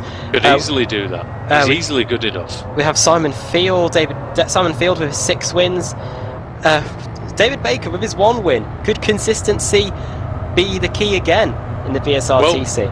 Matt Kenseth won the NASCAR title in 2003, only winning 1 race. So it can be done. Whereas I've noticed a problem. Ashley Blake Hood is showing us a lap down, and so is Smolenski as Are those well. the 2 cars that took the start? I don't think so. It could have been. You know, That's could have been. Yeah, and that's what's probably put them a lap down. Oof. That will. That will be good. They did say don't go to the grid though. Yep. Yeah. Well, their own. And Simpson, that could still affect the showdown points. Yeah. Possibly. I mean, it's almost done. It's pretty much over with, but you know. It's going to be interesting to see what they do here as well, because they might just manually adjust it based on where they are, because I think that'd be a bit wrong where they are on the track. We'll see. Right then. They might not do it. The pace Here we car go. then pulls into the pit lane here at Donington Park. Andrew Brown is going to slowly lead them through to the green, and now he's going to go. He's going to hit it now. Andrew Brown leads, under a lot of pressure from Julian Janowski. The GT Omega car flashes out to the left-hand side, and he tries to go around the outside in the first corner of Andrew Brown, and he very nearly makes it. Adam, that was very close. Yeah, brilliant racing already. And here comes Stephen Burke down the inside through the Craner curves, round the outside. Is he going to get it done? No, he can't. Julian Janowski shoves his car down the inside there, and he's able to hold on to the place. But here comes Linus Bostrom battling away with Sean Cole, and side by side with James Leggett as we head through the left-hander. Good work from James Leggett. Contact there. ahead. Oh no! Oh, that's It's Whitehead. I mean Brown. Brown is off. It's fake Andrew Whitehead. He's off. And Janowski's got damage as well, and Sean Cole is there trying to take advantage of the inside of Cole. Tries to go Linus Bostrom, and he's actually done it through Coppes. Gets the run through the second part of that right-hander, which opens out. And look at this pack fanning out. Everybody's concentrating together. Just having a very quick look to see what happened to Brown as well, because I got a slow down. And slows down right in the middle of the Somebody track. hit him. Gets rogered from behind, Oh. and Sounds painful. that's going to be not down a healthy into the car. Melbourne Loop. Down Leggett on goes Cole. James Leggett, and Sean Cole just about had enough room on the track to do what Andreas Katz couldn't do, and maintain that outside line. Into Goddard's goes Sean Cole. That's late. That's Katz on Whitehead. No, that's Whitehead on Katz. Sorry. Is that actually Whitehead, or is it Brown? Yeah. No, it's actually Whitehead as well. Around Just, the Still final going corner, is Lee this Berridge. battle. Leggett and Cole still going. Sorry, Adam, they've been side by side for like half a lap. And they've just sorted each other out now. Yeah, just one car around at the final corner. That was Lee Berridge. So we were building him up before the race started, and now he's facing the back of the pack and is in last position. Sean Cole then right at the front of the pack. Haven't seen this in the VSRTC. It'll be interesting to see how he copes. James Leggett's just got past him. We'll be able to see if he can live with this Laser Tools car, and the car behind, Andrew Whitehead and Andreas Katz, the reigning series champion, trying to get past Whitehead as we head up towards McLean's. Yeah, Kat's going to try and get the comeback through McLean's as they head towards Coppice. Going to go up the hill now. It's a very difficult braking zone, Alex. It's quite blind over that hill. Yeah, absolutely. And I think with that little love tap that Kat's got there, just a lap ago now, he'll be got the bit between his teeth. You can see looking one way, looking the next. He wants to get by Whitehead as quickly as possible. Kat's really missed his braking point, has he? Oh no, he got it perfect. So wonderful. And there was a little bit of contact, I think, from behind. I think Richard Gore caught one. I'm not really sure who he caught there actually. One of the Stem Sim racing cars, I think, was off in the background as. Sorry, Adam. Yeah, Whitehead was nudged the back of Katz. It's Smolensky and Blake Hood, aren't they? They're right in the middle of this as well, which is why I can't see them on the timing screen. But of course, they're right in the action. And then the Laser Tools car goes into Whitehead. Another fall wide, I think. Oh, goodness me. I don't think Whitehead knew that he was there. What's going on here, Whitehead? And that's Pete Newman.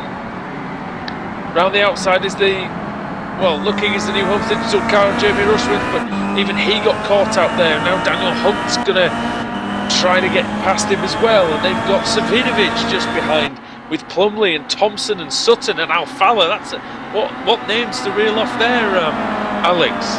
Yeah, just goes to show what strength and depth this series has got time and time again. Just noises from our co-commentator. That's what I say. Adam's having kittens somewhere. Katz and Sean Cole. Katz is having kittens. Sean Cole and Andreas Katz are all desperately trying to get past James Leggett, and it's just bunching everyone up. The rest of that pack will be on this case shortly as we head through took this right-hander down the straight. Will Katz trying to get past Sean Cole this time? Well, Cole's got a slipstream on Leggett, and we saw Katz was very late on the brakes into the foggy S's last time by. This time doesn't do very well. Cole was very neat and tidy through that chicane, and if there's one thing I think, from watching the sim pit, things like that, if there's one thing to describe Sean Cole's driving, Alex, is sometimes he's not the flat out quickest, but he's very, very smooth and technically very good. Yeah, exactly that. Just looking further back as well, just as we saw in the background, some 2 or 3 wide action there, and that's Svidovic going very slow on the inside. Is that a slow down penalty that he's trying to serve away there? Does look like something. He's dropped 3 or 4 places there, so yeah, some sort of issue there for Svidovic, and it's not over and done with yet. Thompson's there as well, and look at Ash Sutton's actually got ahead of this group, so that's that overtaking skill, Alex, that you were talking about. He's managed to get through a lot of these great drivers on that lap. Exactly, all comes down to that great braking, so committed on the entries. Sorry, Alex. And Burke's off as well. It's going to come. Now this could be interesting because. Let's take a look at that back, see exactly what happened there. They must have hit each other because they were both off at the same time. Yeah, and Janowski sustained contact in the old hairpin. Janowski was out of control and hit Stephen Burke into the old hairpin. And we just had a notification from race control, Alex, that car number 1 and the 71 car, they will be adjusted back to the lead lap on the at the end of the race. Okay, yeah, that's good. And yeah, just literally saw what happened to Janowski there. He got his rear tyre, well, he just got his right hand side of the car completely on the grass going into the old hairpin there. And yeah, once you do that, you're just a passenger, and poor old Steve Burke just got collected once again. And look who's in the lead now. Linus Bostrom, my pick for the race win. Linus Bostrom now in the lead. Stephen Burke though in second. Stephen Burke, who was in the lead earlier in the race but suffered some misfortune, got turned around I think on lap 1 in race 1, and now he'll be trying to get that win in race 2. Like I say, it might cheer your own Kaiser up as Leggett's got to slow down James Leggett, and through goes Andreas Katz, through goes Sean Cole, and maybe through as well goes Ashley Blake Hood round the outside for Stem Simex. Or he's switched to the outside line for Goddard's. So yes, Ashley Blake Hood in the Stem Simex number 1. Trying to get past James Leggett, very close there through the Craner curves. It's such an amazing piece of racetrack there, especially in these Kia Optimas. As now Bostrom's gone wide. Oh no! In fact, it's just he's lost a position, and that's Stephen Burke now into the race lead. Alex, so many of these cars extremely close together, so close to your famous quarter panel incidents that we seem to see often. Pretty easy to do on a track like Donington Park. Oh, very, very easy. There's just enough room to sort of get side by side. As Pete Newman media car, Pete Newman sideways. Dan Hunt moves himself up a little bit as well. Good move there. We just saw that on camera. Andrew Whitehead's down. Slow down. Yeah, you just see him dropping really, really quickly. Savinovic has got past, and Sutton's got past as well. Sutton versus Savinovic. Alex, brings back memories of season 6 at Suzuka. Newman just got Gore. I think Gore might have had a problem through the chicane. He lost a couple of places there as well. Savinovic. Oh, there's contact. Oh, hello. Yeah, that was that's Chepi into the wall, and Gore. They were Gore side might by be side. involved. Oh, that's horrible. Look at that. State of that GT Omega car. Andrew Whitehead just shoved it down the inside, and Richard Gore just had to go onto the grass. Bit of rallycross there. Oh. And that's going to give Andrew Whitehead another problem. A little bit rude, possibly, that was. Yeah, Whitehead's obviously got slow down there as well. He got some serious damage on that car too. Don't think he can even keep the car pointing forwards. It's tracking all over the place there. The other Andrew Whitehead not doing particularly well either. Kip Stevens and through the old hairpin. Sean Golden Leggett. Oh my word! Gracious Go on, Sean. me. Go on, that's brilliant. That's fantastic racing. Up to the top of the hill then, up to McLean's. Who's going to have the position? Sorry, Alex. Apologies. Oh, Leggett's on the grass. Under braking. That was brilliant. And now Cole's going to try. Oh, he switches to the outside to get a better exit through Coppers. He's done pretty well with that. There's Cole and Blake Hood just behind him, and then behind him is Smolensky. Smolensky fans out quickly from underneath the rear wing of that Step Sim racing car and into Foggy S's. Sean will get a good run. Yeah, and Cole's going which way and that to try to get past the Laser Tools car, James Leggett. And I have to say, Alex Leggett, this is possibly his best performance I think we've seen from him, possibly ever. Yeah, great performance so far. Just if he can just fend off Sean here. It's closing in on. Blake Hood's through. Yeah, that's it. That's why. Sorry, just so awkward with the timing screen, just not showing it properly. Stephen Burke in the lead then for Pete Newman Media. That's a change, as Brostrom has dropped behind him, and now he's going to drop behind Katz as well. So 3 positions lost for Brostrom. I'm not exactly sure what happened, but he has lost out to Steve Burke, Julien Janowski and Andreas Katz. So Peter Newman Media, Leo Bod the Motorsport, GT Mega Racing. Oh, down the inside goes Blake Hood on Cole. Cole fought back, and then Blake Hood's going through again, and then the Pete Newman car, and there's a Laser Tools car on the grass. Oh, and goodness me, Smolensky just with giant cojones there. Oh, there he goes.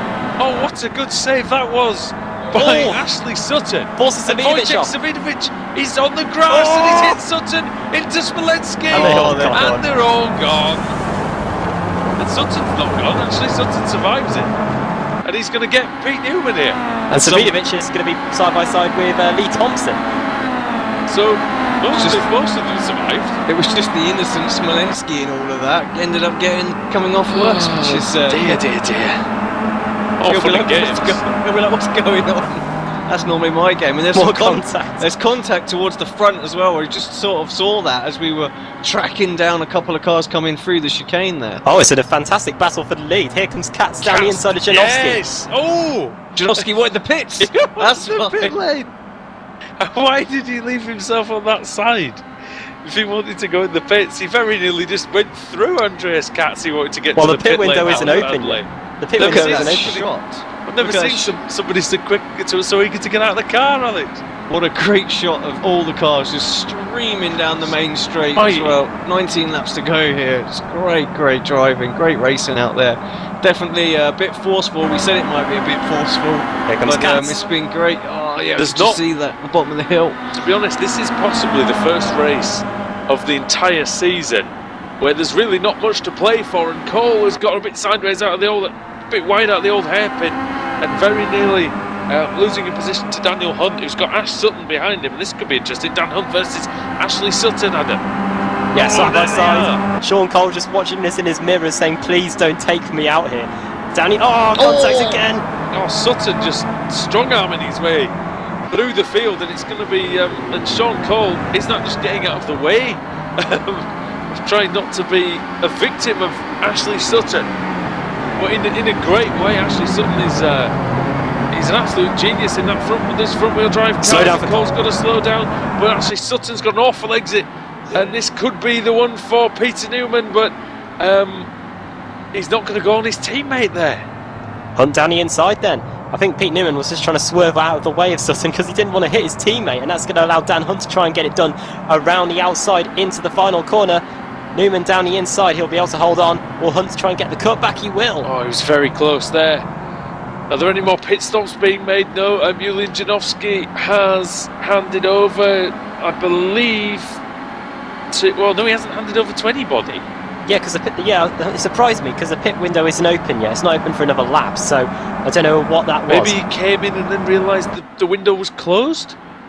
Maybe he wanted a fast repair. I don't know. Maybe he sustained some damage as a result of that contact yeah, it's earlier. possible. It was only a much damage. It was only a 4.5-second stop, so it does look like something obviously went on there. He's still come out in and around the pack. He's 28 seconds behind the lead. So All Sutton battling away again with Ashley Blake Hood. Yes, and Blake Hood actually closing in there on Newman and Hunt, yeah. Hunt just behind them as well. And there's Lee Thompson. Remember, Thompson has to hand over to Sebastian Job. And it's a great position. There's a big problem there. Sabinovic is over, and actually Sean Cole just manages to get through that. I don't know if he did. I think he sustained a bit of damage there, but Sabinovic has rolled halfway down the main straight there. Mess as well. It was reminiscence of Montreal all over again. Look at that on the cross. I was about to say. Oh dear. I was about to say, Alex, that it was a good advantage that Lee Thompson has had, because he's going to be handing over to Sebastian Job, and he was ahead of Savinovic already. But that's all gone now. That doesn't matter for Savinovic now. Yeah, it's interesting. There's sort of two little packs here as well. Let's jump to the sort of fourth place. James Leggett, 6.8 seconds back from Linus Brostrom at the moment. So, I mean, that's quite a jump still, like that Seb's going to have to do to catch up, especially when you consider it's Katz and Hefford that are leading the way at the moment. I'm not sure they're going to be able to close that kind of time in. So, be interesting to see what happens though. I mean, he's got a chance, but the longer that Andreas Katz has clean air out front. Sutton going around the outside and then tries to go along the inside of Leggett. Can't quite manage to make it work this time by. I think, actually, Sutton will be disqualified at the end, we're almost certain, unless he actually finds a tag team partner as such for the second stint, but I don't think that's going to happen. But he's going to try and go round the outside into the chicane anyway, and if he makes this stick, he's an absolute genius, and guess what, that's fantastic. But James Leggett is also brilliant, and finding a way to just sneak that laser tools car on the inside. He's going to have to brake extremely late here, and into the Melbourne Loop he goes, and brilliant from Leggett. Take that! But that's Dan Hunt and who was that? Was that Ashley Blake Hood? Goodness me! The pit window is open. These guys are going to need it. Get your Burke's hammers in out, straight boys. away. Burke's in straight away, as is the Apex Racing TV car. Alfala's just hit the laser tools car. Tomo's in. Oh, look at the scrambles as they try and get themselves into the pits. Blake Hood's over. In the pits. That's the second time he's rolled the car in the pit lane. Did he do it at this Spa season. or something? I can't remember. No, he did it in the VLN. Oh yeah, in the VLN at Spa. Yeah, that was crazy. Me. Oh, I'm trying to find a camera to watch it. Words fail me, gentlemen. Let's have a quick look at that back on replay. That was wonderful. Adam, your button's stuck on as well. We can hear ourselves, Adam. Right, let's have, Oh, he's been let's hit have a by look his at this back. teammates. Oh god! Is Oh, this- he had some problems coming in because he hit, Did he hit the wall? He hit the wall on his own. Just nerfed it into the wall. Was like, oh. We need to find him some spatial awareness courses or something. What's he do? Oh my goodness. Oh dear. I'll get Paul Smith to have a word. Oh dear me. And then he's hit Pete Newman as well, did he? Oh dear All of God. those guys are away. So Katz is still in the lead, by the way. We've still got 7 cars to make a pit stop, so practically everyone bar those 7 had to rush into that pit at the end of lap 13. That was pretty crazy stuff. there's a few that have just had like a fast repair as well. Janowski, Berridge, White, Brown, and Whitehead actually, both Yeah. those two as well. So there's a few further back as well that haven't had their stops yet. So, Someone but yeah, that's- Katz is leading the way right now. Let's just have a quick look. Top 10, bring it up on screen. Someone just said on the Twitch chat that it's a good job it's not real life, because can you imagine the repair bills? Oh god. And yeah, this is exactly that. One thing that I have noticed is Slip Angle Motorsports are up to 4th place with Ray Fowler. Yeah, He had to really make a doing a pit good stop, job. yeah. But yeah. Oh, has that's he very not good. made a pit stop yet? I thought he was. Oh no, he No. didn't go in. He looked like he was going in, but he actually decided not to. Luke is in. he was just avoiding the pits melee. as well. Yeah. Smolensky's all over the road. Jamie Rushworth handing over to Jamie Fluke, and into the pits has come Lee Berridge as well. And you know, this is awful for Janowski, because I think he'd have been in the lead by quite a distance, wouldn't he? If he hadn't have come in too early. Possibly. Although He didn't make a driver change though. He didn't make a driver change, and he only did a splash. He's not put new tyres Yeah, or true, fuel true. or anything like that on. He'd been probably worth, 3rd or 4th on the road though. Still, worth pointing out, Sebastian and Lee were 5 seconds longer in the pit stops than anybody else that pitted at the same time. So another Oof. one of those shocking pit stops for them, and that's going to seems leave. to be these team races for Apex, doesn't it? Yeah, it's going to leave a massive job. I'm not sure what they left selected that they needed to still do, but yeah, whatever it was, cost them quite a bit of time. Michael Shellback, Adam, just ahead of Ben Palmer. This could be a good battle. GT Mega Racing and Stem Sim. Yes, it is. And Shellback taking part in the second half of this race as opposed to the first half in race 1. Ben Palmer watching him through the right-hander down the straight towards the foggy S's. He's going to get a good run here. The GT Mega car, is he going to go on the defensive? No, he's not. I think Ben Palmer's just too far away. He does have a look, the Stemson racing car, but as we head through the S's, he might get a good run down towards the Melbourne. Kip Stevens has just got past Ray Alfalla. That's a change for position. Those two still yet to make their pit stop, going very long in this race. 15 laps they've been going. Oh, look at Smolensky. Look how close Smolensky was to Ray Alfalla that time. Oh yeah, this is a great battle. And this could go to the pits, this battle. That'll be interesting to see who comes out on top there. As long as it's not like the Stem Sim Racing battle in the pits that we just saw them all hitting each other and everything. But through goes Smolensky on Alfalla. And Smolensky pitted then yet? Smolensky's one of the lap down cars. He is, but has he actually No, he made hasn't. a pit No, stop? he hasn't pitted. Right, so none of these 3 guys are pitting, have they? No. Okay, so Smolensky is in and around that sort of 10th place on the track, isn't he, after the pit stops? So who has pitted then? New Homes Digital have pitted, I think, haven't they? 41.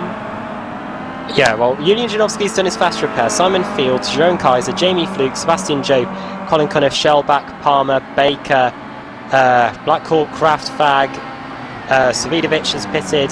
Smolensky, yeah. So Kaiser's leading, isn't he? I believe. Field. Oh, Fields leading, sorry, yes. It's just very hard to actually figure that out. Although that's not necessarily because Katz and Hefford might come out just in front of him because They should. That said, I mean Field was 1.6 seconds faster that lap, so all the time that Katz is staying out actually is Katz- hurting him now. Katz has got some company, actually, though. Laura Bond Wojciech Savidovic. just jumped into the pits as well. Savidovic has caught up to Katz, Alex, after his pit stop. But his He's a lap down. fast toe, yeah. Well, yes, but he still might be slowing Katz down a fraction. True. Yeah, so Vidovich's lap times, let's have a look at them. Whereabouts is he on the... He's currently shown in 19th position. Last time around 1:33.6 compared to Katz's 1:34.6. So 1 second difference here. Oh, They definitely massive, want to stick it to Leopold. massive stop here for Steve Richardson. Laura. Oh, yeah, and who is Laura? This is Steve teamed up with? Richardson. Oh, is it? Stevens. So, yeah. Stevens. Oh, was it? Was Kip? Was it? So Kip yeah, and huge. Laura 49.5. Is that? That's got to be 49.5 seconds. Well, they're going to come out in 17th place, just ahead of Eurochip Digital. Yeah, exactly, and they had exactly that. You've just nailed that as well. So just ahead of Rob Fack. So yeah, that must have been pit lane speeding, something like that. Must have had a black Possibly. flag coming in there. Just 20 seconds or so added onto their pit stop. Required repairs, or is it too? You wouldn't get 20 seconds of required, would Yeah, you? no, that looks to me as if everyone Bit else is fast, about though. everyone else is about 30 second pit stop, and they're 50. It looks to me like a slam dunk 20-second stop and hold for speed in there for Kip. So I think I don't think it matters too much because I think Stem Simex are doing just what they need to do as far as to score enough points to guarantee their showdown place. So, but any chance New Homes Digital has been thrown away. So Ash who's- Sutton into the pits. Yep. So been there who's? Sorry. yeah, he's been there for 30... Oh, now he's going. 38 seconds for Ashley Sutton. So who's lapping well out there at the moment? Sebastian Job, Jamie Fluke, and also Robert Fagg. They're the fastest three men on the track at the moment. Dan Kraft going pretty quickly as well for Pete Newman Media. Yeah, and still Cat stays out. So does Al Fowler, and of course Janowski as well. But he's quite a way back because of the. Fowler's in the 35s as well with damage. Right, Katz has got a 47-second lead over Simon Field, and it's 48 seconds There he is. the time in the pit lane. Leads So us they're in. going to be neck and neck when they come out. Yeah, and it needs to be a good stop, Alex. We saw a poor stop from Apex Racing TV. Yeah, exactly. I'll keep an eye on the pit stop counter while we switch over to Field, so we can see where Field is just going through the chicane right now. Now this is going to be an interesting battle when Hefford comes out the pits. Hefford versus Field. Ray Alfala's going to take the lead, but that's not really representative. Hefford's into the car. Katz is out. Still stationary at the moment, just getting the left side tyres, just waiting for all the stop. We're approaching 30 seconds. Field is nowhere near. He's just come around the final corner now, and they're away. So this Oh, it's going to be close. It's going to be close, I think. It's Simon Field then. Oh, he needs to get up to speed, Hefford. Yes, Field's done it. Field's through, but can he stop it? He can. Now, it's going to be a couple of tricky corners for Hefford. He doesn't want to push too hard. Because down the Crater curves with cold tyres in this Kia Optima, he's not really where anyone wants to be. It's the old hairpin that's going to be the test. Yeah, and he's done it really well, and actually he's closed in a bit on Simon Field. And this is where the new tyres, Alex, will have that effect.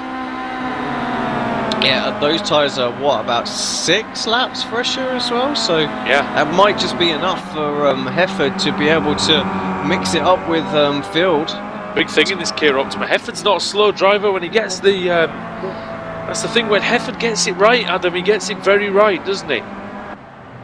Yeah, now Fowler that- just going through the hairpin. Sorry, he must surely be in this time. And the pit window will be closing soon. He needs to hand over to Brian Blackford. And in fact, with the damage Ray has, I'm surprised he hasn't handed over to Blackford already.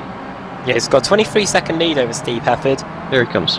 and he's going to be in. So 40-second stop. That will probably put him out around 15th position. Oh, wide goes Simon Field, and Hefford's going to go through into the lead. Well, there you go, Andrew. You said a few seconds ago that Hefford's a good driver, and he just got the place. He just got the place there, and was that a mistake from Simon Field? Mistake by Simon Field. He outbraked himself into the Melbourne Loop. Third place on the road at the moment is Stanimir Zuzov for GT Omega, but after making their pit stop, in fact, I think that's a mistake, isn't it? I don't think that's right. It's actually it will actually be Engine Oil Direct 2, won't it? Your own Kaiser.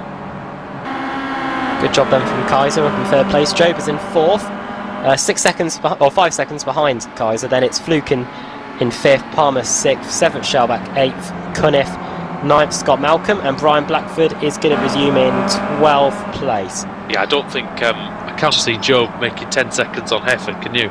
No chance. I think he might be able to get a podium, just nick that off of your own, but that's probably about his limit. It just depends how much Field and Hefford battle, but to be honest, Hefford looks like he's got the legs on Field, so Field just struggling a little bit out there.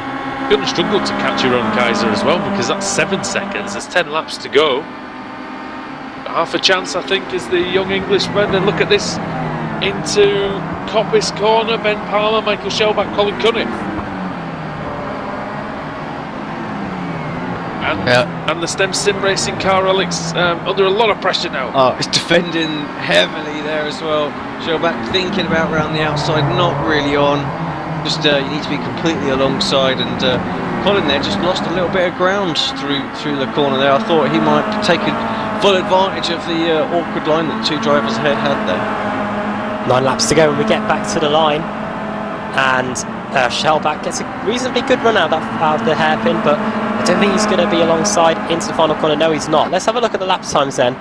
Michael Shellback 1:34.2 last time around compared to Ben Palmer's 1:33.9, so lapping slower than the Stem Sim racing car. We'll see the lap times when they come across the line now. 34.6 for Palmer, 34.5 for Shellback, so Shellback with us quicker this time around, so we can see if he can up the pace this time. 34.5 for Kaiser as well, 33.4 for Sebastian Job. So he is on schedule to catch Kaiser here. Possibly one of the front two, but I think that's still pretty unlikely. You can see Kaiser in the back of the shot when we look at the leader, Steve Hefford, who's having his best race. Well, as a team, him and Katz are having a great race, but Hefford has not been the lead for a long time, Alex. Is that something that can get to you? I don't think so. I think he looks pretty good out there, actually. I mean, I hope I don't curse him for saying that. I mean, he's got ahead of Field after Field made the mistakes. That will do nothing but boost his confidence that Field did that, and perhaps a little bit late on the brakes from Field again there. And but yeah, you know, he's pulled a 1 second gap. That's just, you know, he'll be brimming with confidence right now. It's just he'll just hope to edge that out a little bit, something like 1.5, and just control it from here. Yeah, he's looking smooth, looking good. Field looking slightly erratic. Adam, he's got a lot of understeer in that Kia Optima at the moment. Yeah, I was expecting Field to be right on the back of Hefford straight after he made that small mistake, because after all, he did take 6 wins this season. Maybe just the temperature conditions Those here. old tyres, isn't it, as well? Yeah, maybe the car setup. Maybe they had to suit maybe they had to set it up both for Simon Field and for his teammate as well. And he runs just a little bit wide, and that might allow Wojciech Zavidovic, who is a lap down. It's Dan Blake. My apologies. Yeah, Dan Blake will probably unlap himself, but Simon Field is continuing to be resolute in his defence. There's the teammate of Wojciech Zavidovic, Dan Blake, who's, again, we just need to mention as well, joining the Apex Racing TV commentary team for next season for the Kia Club Series, which starts next weekend here on Apex Racing TV. Yes, indeed, that's going to be great. Going to be good. Looking forward to watching them back. Actually, not being part of the team. We're going to have to get you in the car, my friend. Yeah, I don't know about you guys right now. If I was Simon Field, I'd be going up the wall in that car. I do not want, when I'm trying to trace down the leader, a back marker, trying to unlap myself. I want to be left alone to get it. I know, I agree. You know, he's quicker, but at the end of the day, you are a lap down. Wasn't it? This is an absolute shocking. Yeah, this is a shocking lap for Field. He's lost 1.5 seconds because he's had to worry about where you know, the guy behind sticking his car. Wasn't it Lewis Hamilton in the German Grand Prix a few years ago, unlapping himself to Sebastian Vettel, and Vettel was going crazy on the radio? Yes, I believe it was 2012, 2013, wasn't it? And yeah, I remember that. It's like you just don't need it. And the thing is that Alex, he doesn't want to let him go either, because he'll lose touch with Hefford completely. Yeah. To be honest, he's all over the place. I think it's already rattled him enough. You know, it's got underneath. You know, it's got him all hot under the collar now. And I think his best bet will be just to let him go. It's the I'd only be way he's wanting going to to- have a chance to catch back up now. So I would consider, and this isn't obviously very gentlemanly, but if he came past me, I'd consider making sure he ends up off the track, because there's just, what's it going to gain for Dan Blake at this point, you know? Yeah, no, you're right. But you've heard it all here. Don't mess with our co-commentator, Mr. Woodhouse. He'll just nerf you out the way if you try and unlap yourself. Get out. Well, the thing is, there's nothing. You're in the Kia Club series, are you not, Mr. Woodhouse? It's pointless, though, isn't it? Yeah, I am in the Kia Club series. Yes. Watch out, gentlemen. So you can see that for what you will see. Well, I was a Marks driver in the BSR GT series after hitting out one of our co-commentators at Donington Park. You know, Adam, we're both BSR Club Series race winners. There you go. There we Part go. of an elite group. Indeed. And Adam's been disqualified at this very track in the Pro Series as well. Dan Craft looks like he might have just disconnected or been disqualified. He's dropping down the order. Yes, I'm and not- that's a shame for Kraft, actually, as well. And now the 71 Lazy Tools car, that's on the lead lap, isn't it now, with Robert Graham? So that's a battle for position with Dave Baker, isn't it? Yeah, it is indeed. I was just thinking actually, where's the closest battle? And I was just actually looking at Blackhall and Baker. So yeah, that'll make a little bit more interesting. 3 cars involved in that. So it won't look like a battle for position on your screen, I bet, but No. it definitely is. We're almost certain. I can tell you that Daniel Craft was disqualified. He was hitting Ray Alfala multiple times through the foggy S's, and he Who's was been disqualified after that. Sorry? It was Dan Craft. Yeah, Dan Craft had beaten him immediately. He was hitting Ray Alfalo, was it? Yeah. Well, it'd have been Brian, wouldn't it? Brian Blackford took over. Yeah. I know Brian's been very busy over the last few weeks, so he's not been able to really get a lot of time in the Kia Optima, but he's here today. He's in 12th place, which I think works out to be, in fact, I think that's 13th place, isn't it? Once you work it all out. Baker will get a good run through the S's here, down towards the hairpin. Just too far away to get it done, and Robert Graham does cover the inside line, but we've seen cars try and get it done around the outside, but he's going to get the cutback. We haven't seen many cutbacks yet there, have we, Alex, today? No, not at all. I don't think it's going to work. He's going to have to go around the outside here. Although Graham goes in a little bit heavy. He's losing his front tyres, I think, Robert Graham. That's allowed Blackwell to catch back up. Job as well into still in 4th, but half a second now behind Kaiser. So this battle's starting to heat up too. Lap time difference 1.5 seconds last lap. So Seb really got a bit between his teeth now. Well, your own Kaiser knows what he's doing. Race winner in this series. And we'll see if he can keep Sebastian Job at bay. I must admit, between Job and Ashley Sutton, we've got 2 of the best late breakers in the Kia Optima. And Kaiser's gone a bit wide there, but he does get a good exit out of the corner. Now, will Job clear him? He has already cleared him. Yeah. So there goes my prediction of a great battle. Job misses his braking point. That might be a slowdown. Nope. Looks like he got away with that one. Kaiser going to have a go here. He was penalised from Circuit of the Americas last week. He was not happy about that, was he? No, not at all. He's probably got a right to be as well. 4.4 seconds up the road is Simon Field from Job now. Job, the last lap, obviously before this overtake, again, was 1 second faster than Field. So he's got enough laps to get there. Has he got enough time to get by though? No. So let's see what the time difference. Not quite so much this lap, obviously, with the overtake, only half a second gained. But yeah, it's going to be. It could make it. That could be an interesting little battle for second place right at the end of the race. Colin Cunliffe, sorry, Andrew. Colin Cunliffe is the next closest battle. He's right on the tail of Shelbeck in the GT Omega car now as well, just up on screen. I was just going to give you a quick illustration of your point, actually. Since Dan Blake arrived behind Simon Field, Field was in the high 1 minute 33s. Since he came out of the pits, he did 33 flat, then a 0.8, 0.7, 0.9, 34.5, 33.9, 33.9. And then Dan Blake arrived behind him, 35.6, 35.1, 34.4, 34.3. And now he's back lapping quicker than Steve Hefford.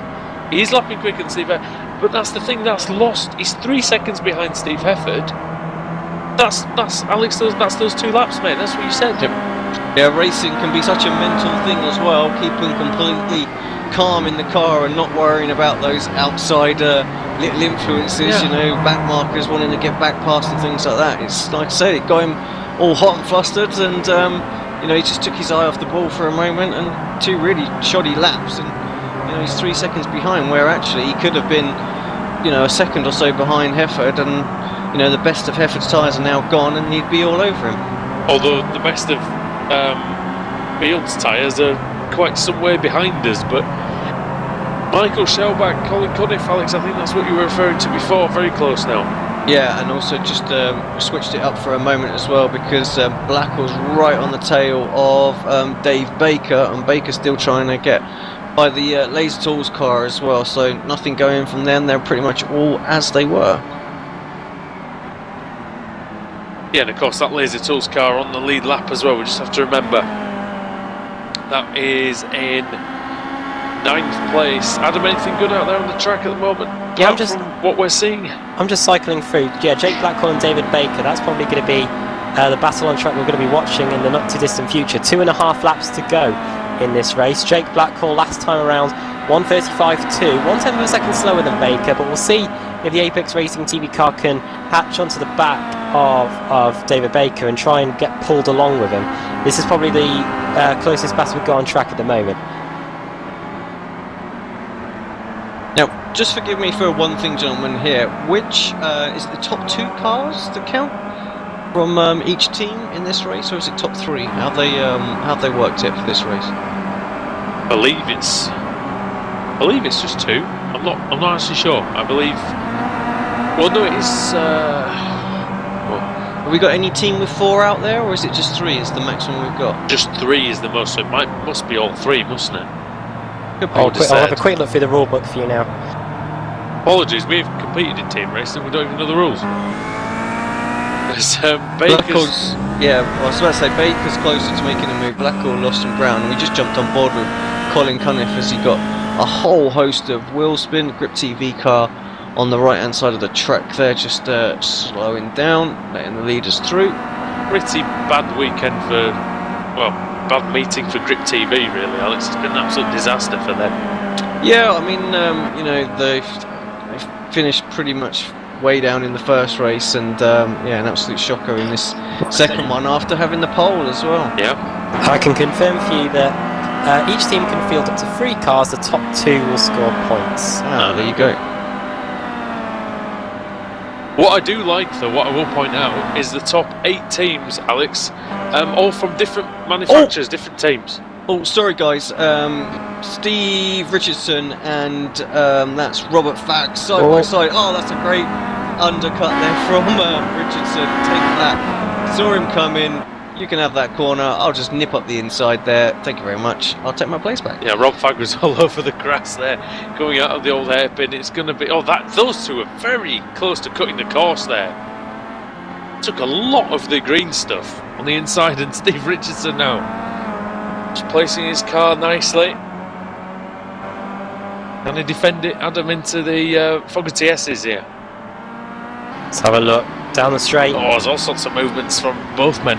Down the inside. He's going for it. He's through. Will and Richardson doesn't have an answer for him. Maybe he's just got to slow down, or maybe he was just slow through the corner. Yeah, it's really given far too much room there, didn't he? Slowed right down. He's like, oh, where's the anchor? I'll throw that out of the car too. Final lap of the race then, and it's still not over in this 3-car pack. David Baker, Robert Graham and Jake Blackwell. Who's going to get the position here? Through the crane of curves. Robert Graham seems to have enough in hand. Last time around. Baker was a 1:34.9, Blackwell 1:34.5. And if I scroll down my screen, Robert Graham's lap time was a 1:35.0, so not as quick as those 2. No, not quite. They're about 5 seconds ahead of Scott Malcolm. That's the second Laser Tools car. Baker, surely, he's as close as he's been to making a move. Gonna have to get him move on with it last lap. Doesn't look like he's quite got enough of a run. Do you think with it being such a poor meeting for New Homes Digital that Baker's just trying to... Yeah, I've probably got nothing to worry here about. comes Hefford to win. Yeah, great drive from Hefford and Katz. Controlled that race. Steve Hefford for Leo on the Motorsport takes the checkered flag here at Donington Park. 3 seconds ahead of Simon Field. And then it's Sebastian Job. As this battle, still same positions. Robert Graham should come through, but look at Blackwell has a little look down the inside, just can't get it done though. These two will come across the line in 9th, 10th and 11th place. What a great feeling it must be for Steve Hefford. He's had a very indifferent season really, but take a victory like that in the team race, and really he did.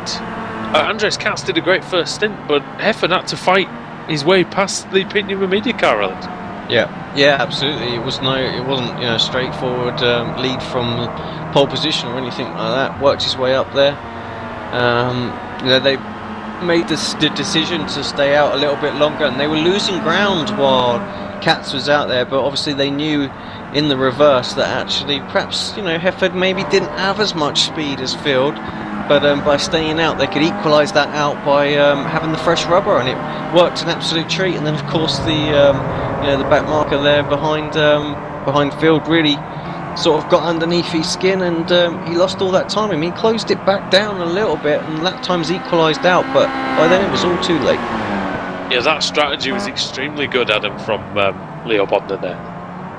Yeah, I thought they were making a mistake staying out, and it looked like they actually had made the mistake when Field came out in front of them, but they had the ability to stay with them, and then Simon Field made that mistake at the Melbourne Loop, and then Steve Hefford took the lead and then was able to pull out the gap, and it helped brilliantly when Dan Blake appeared on the scene and started really annoying Simon Field, and in the end the gap was too big for Field to close down. So yeah, Steve Hefford, fantastic job and great strategy, as you were saying there, by Leo Bodner, and a fully deserved race victory from them. We'll see if this victory can help both of them in the Drivers' Championship when that gets going once again next week.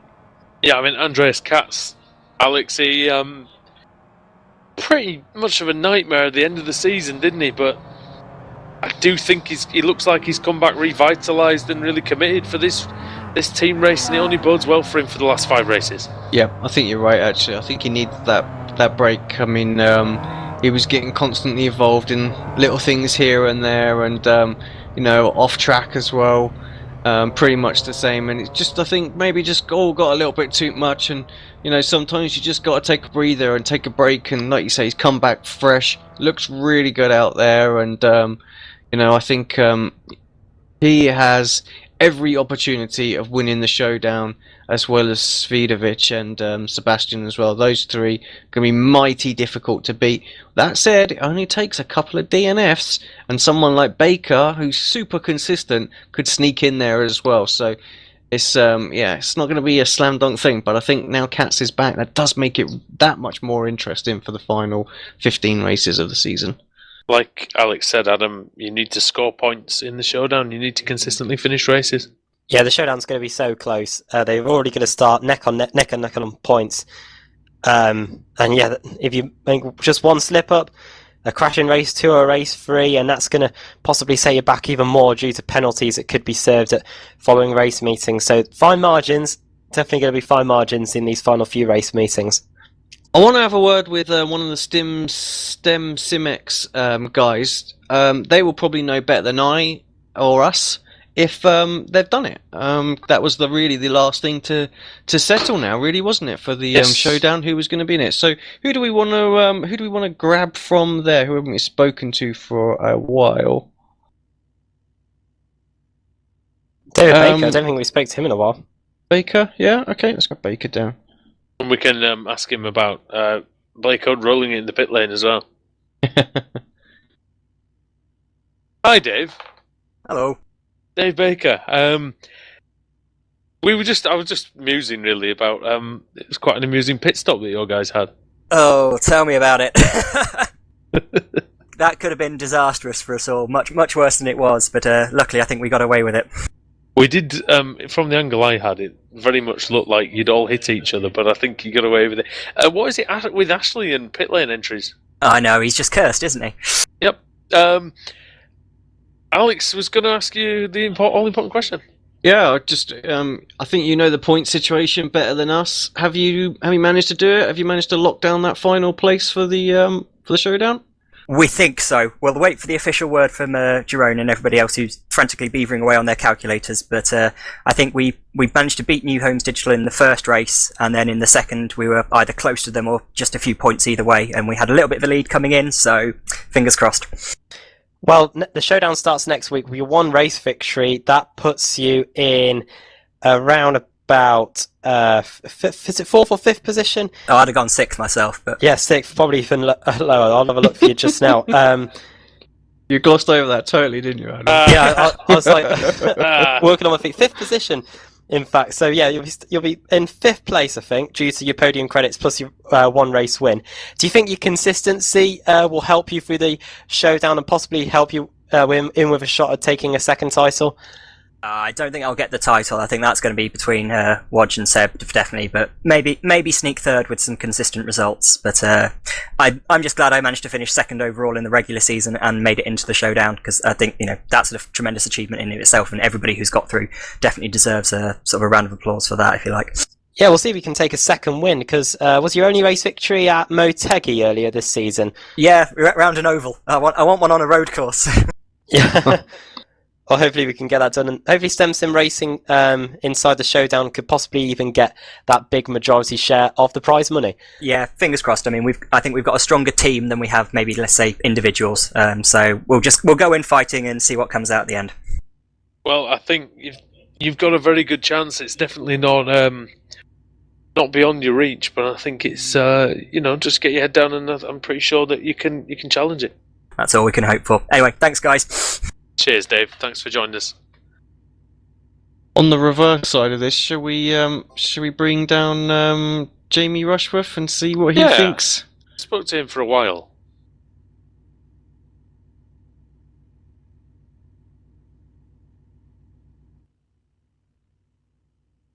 Jamie Rushworth joins us in the commentary box. Jamie.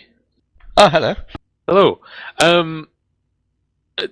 Yeah, I mean, it looks like you've missed out there on the team showdown. So what's the mood like? Oh, we're all right. We're happy. We had a fun event. It was only going to be like a disaster from Stem Sim that got us in. So what you did say to me before the race started that you would probably have to have an absolutely perfect meeting in order to make it. Didn't really go that well for you, did it? no, not really. We didn't really have the pace, any of the cars really. Yeah, basically. And I got really bogged down at the beginning of race 2. We kept finding myself right behind incidents and having nowhere to go. So what was the main problem then? Was it a setup issue? Was it just something? Was it the weather conditions that played havoc with the tyres, or what was it really that held you back?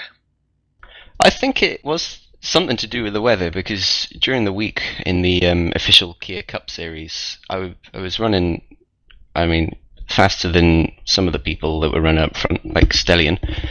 So, and it was overcast in those ones, so I guess the hot weather just didn't work with my setup or something.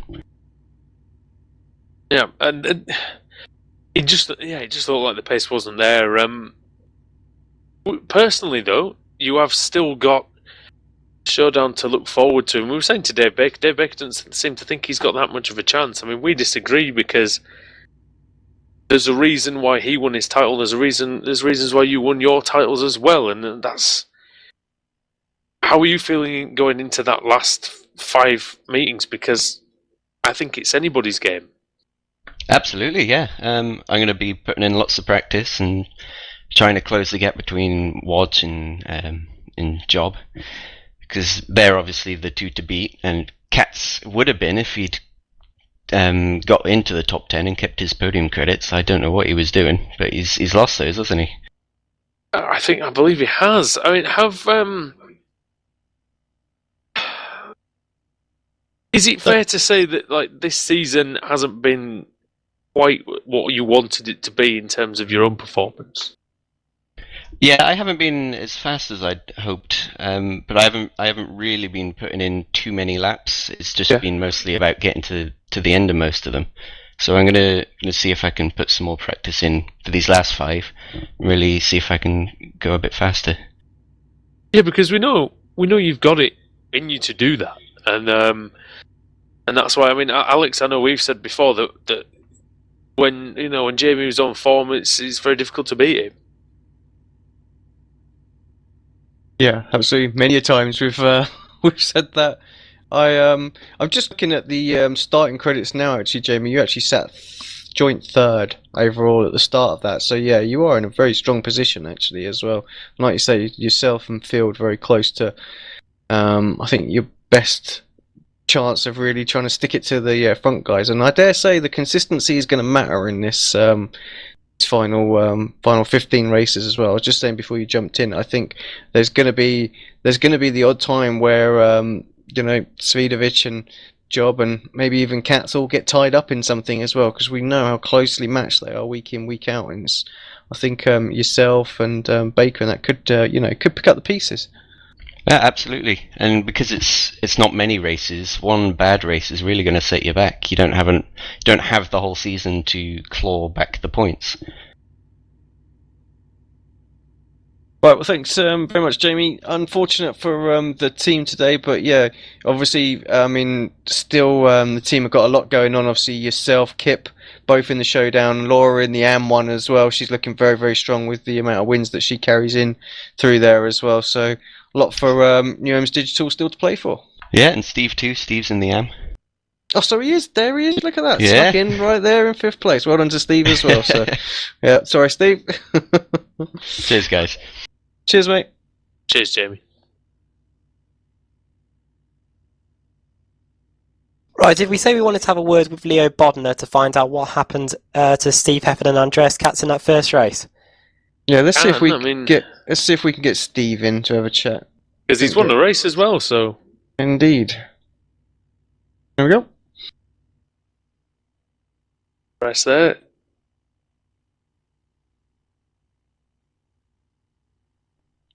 Steve Heffer joins us in the commentary box. Steve Heffer, congratulations on your race 2 victory. Yeah, thanks, guys. Well done, Steve. I mean, that was, in some ways, the first race, what happened there, almost, helped you to win the second one. But we were just going to ask you what happened in race 1. I have to man up. It's my bad. I didn't tick the box to put the fuel in. I set the fuel limit and didn't put a tick in the box, and that was it. Simple as that. So really, the glorious plan, Steve, was that you fell down the order, and then there was the race 2 victory. Well, we knew all along. We just wanted to make it look good for the cameras, All said and done, though, Steve. At the end there, where you come out, I mean, you had a little bit of work to do. You come out just behind Field. We were saying obviously. Andreas went quite long in that stint, was actually losing a little bit of time to Field. Tyres probably just eating up a little bit there. But that, of course, gave you fresh rubber to attack Field, and you sort of buckled pretty quickly, went a little bit wide, and you nipped in there and never looked back. Yeah, I mean, it was all down to Andy really putting the gap there in the first place. But yeah, I was trying to keep him out as long as possible because obviously he's faster than me. So once we saw that the guys behind were catching him on fresh rubber, he came in. And to be honest, I thought Simon was on maybe his last lap because he looked to be struggling. But no, just at the right place at the right time, I think. Do you think that you having the fresh tyres helped you to get past Simon Field? I don't know. I mean, Simon's naturally fast, but he doesn't spend a lot of time practicing. He just rocks up on the night, and usually he's straight on the lap times, So I think it's just that he doesn't put the time in. And it's if you put the time in, you're fast. That's it. Simple as that, really. obviously looking forward to the next sort of 5 race meetings. You're not in any of the showdowns, nor's the team. So so what are you doing? Just going to go out there and have a blast and enjoy the final 5 races of the season? Yeah, that's the idea. And tonight as well, I mean, we'd nothing to play for. We're not in the team standings anyway, so it was just fun for us, so no pressure really, which does help. So it's just about having fun. And there is I think there's some competition that Alice is organising where there's the guys who aren't in the running for any of the titles or whatever. I think there's $2 $100 prizes to play for just to keep it sweet Nice. to the end of the season. Oh, okay, awesome. How would you sort of sum up your own season, mate? Because it's been like historically you've been sort of quite up and down. I mean, do you put that down to anything in particular, or is it generally? I was saying when it goes right for you, it goes very, very right, but it doesn't seem to be as often as probably you'd like. Yeah, just put it down to being crap, really. But Oh dear. it's just no. I mean, it is linked with the amount of time you put into it, and I don't have the time to be on here every night practicing. Some of the guys do, and I think it is directly linked to your seat time, really. So Some days it clicks and some days it doesn't. and you get good tracks and bad tracks as well. I mean, I love this track personally. You have good places that you just click and you just enjoy. And this is one of my favourite tracks, I think. This and Alton are probably my 2 favourite tracks on the service. Oh, you're John Alex in the Alton Park Fan Club. Yeah, I love a bit of Alton. Yeah, I've driven Alton a few times. I'm 25 minutes away from Alton, so I've done a few track days there, so I love the place. But it is a fantastic track anyway. I'm biased, I know, but it is a fantastic track. What are your hopes for next season? Obviously, next season is quite a long way away still, but are you planning to still contest a full year again? I've been thinking about it. I don't know. I'm undecided yet, but to be honest, I did sit out the short season a couple of seasons ago when they staggered it to. I think they did like a 7-week season or whatever it was. Yes. I sat that one out and I missed it like mad. So, I suppose we need to know. I guess the format is a bit unfair to sort of ask you now, I suppose, but I will find it hard to keep away, to be honest, because I do enjoy it. It's great racing with the same guys every week. You get to know people and you build respect.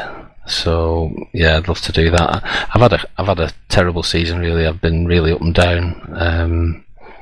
I'd just like to be more consistent, if anything. You're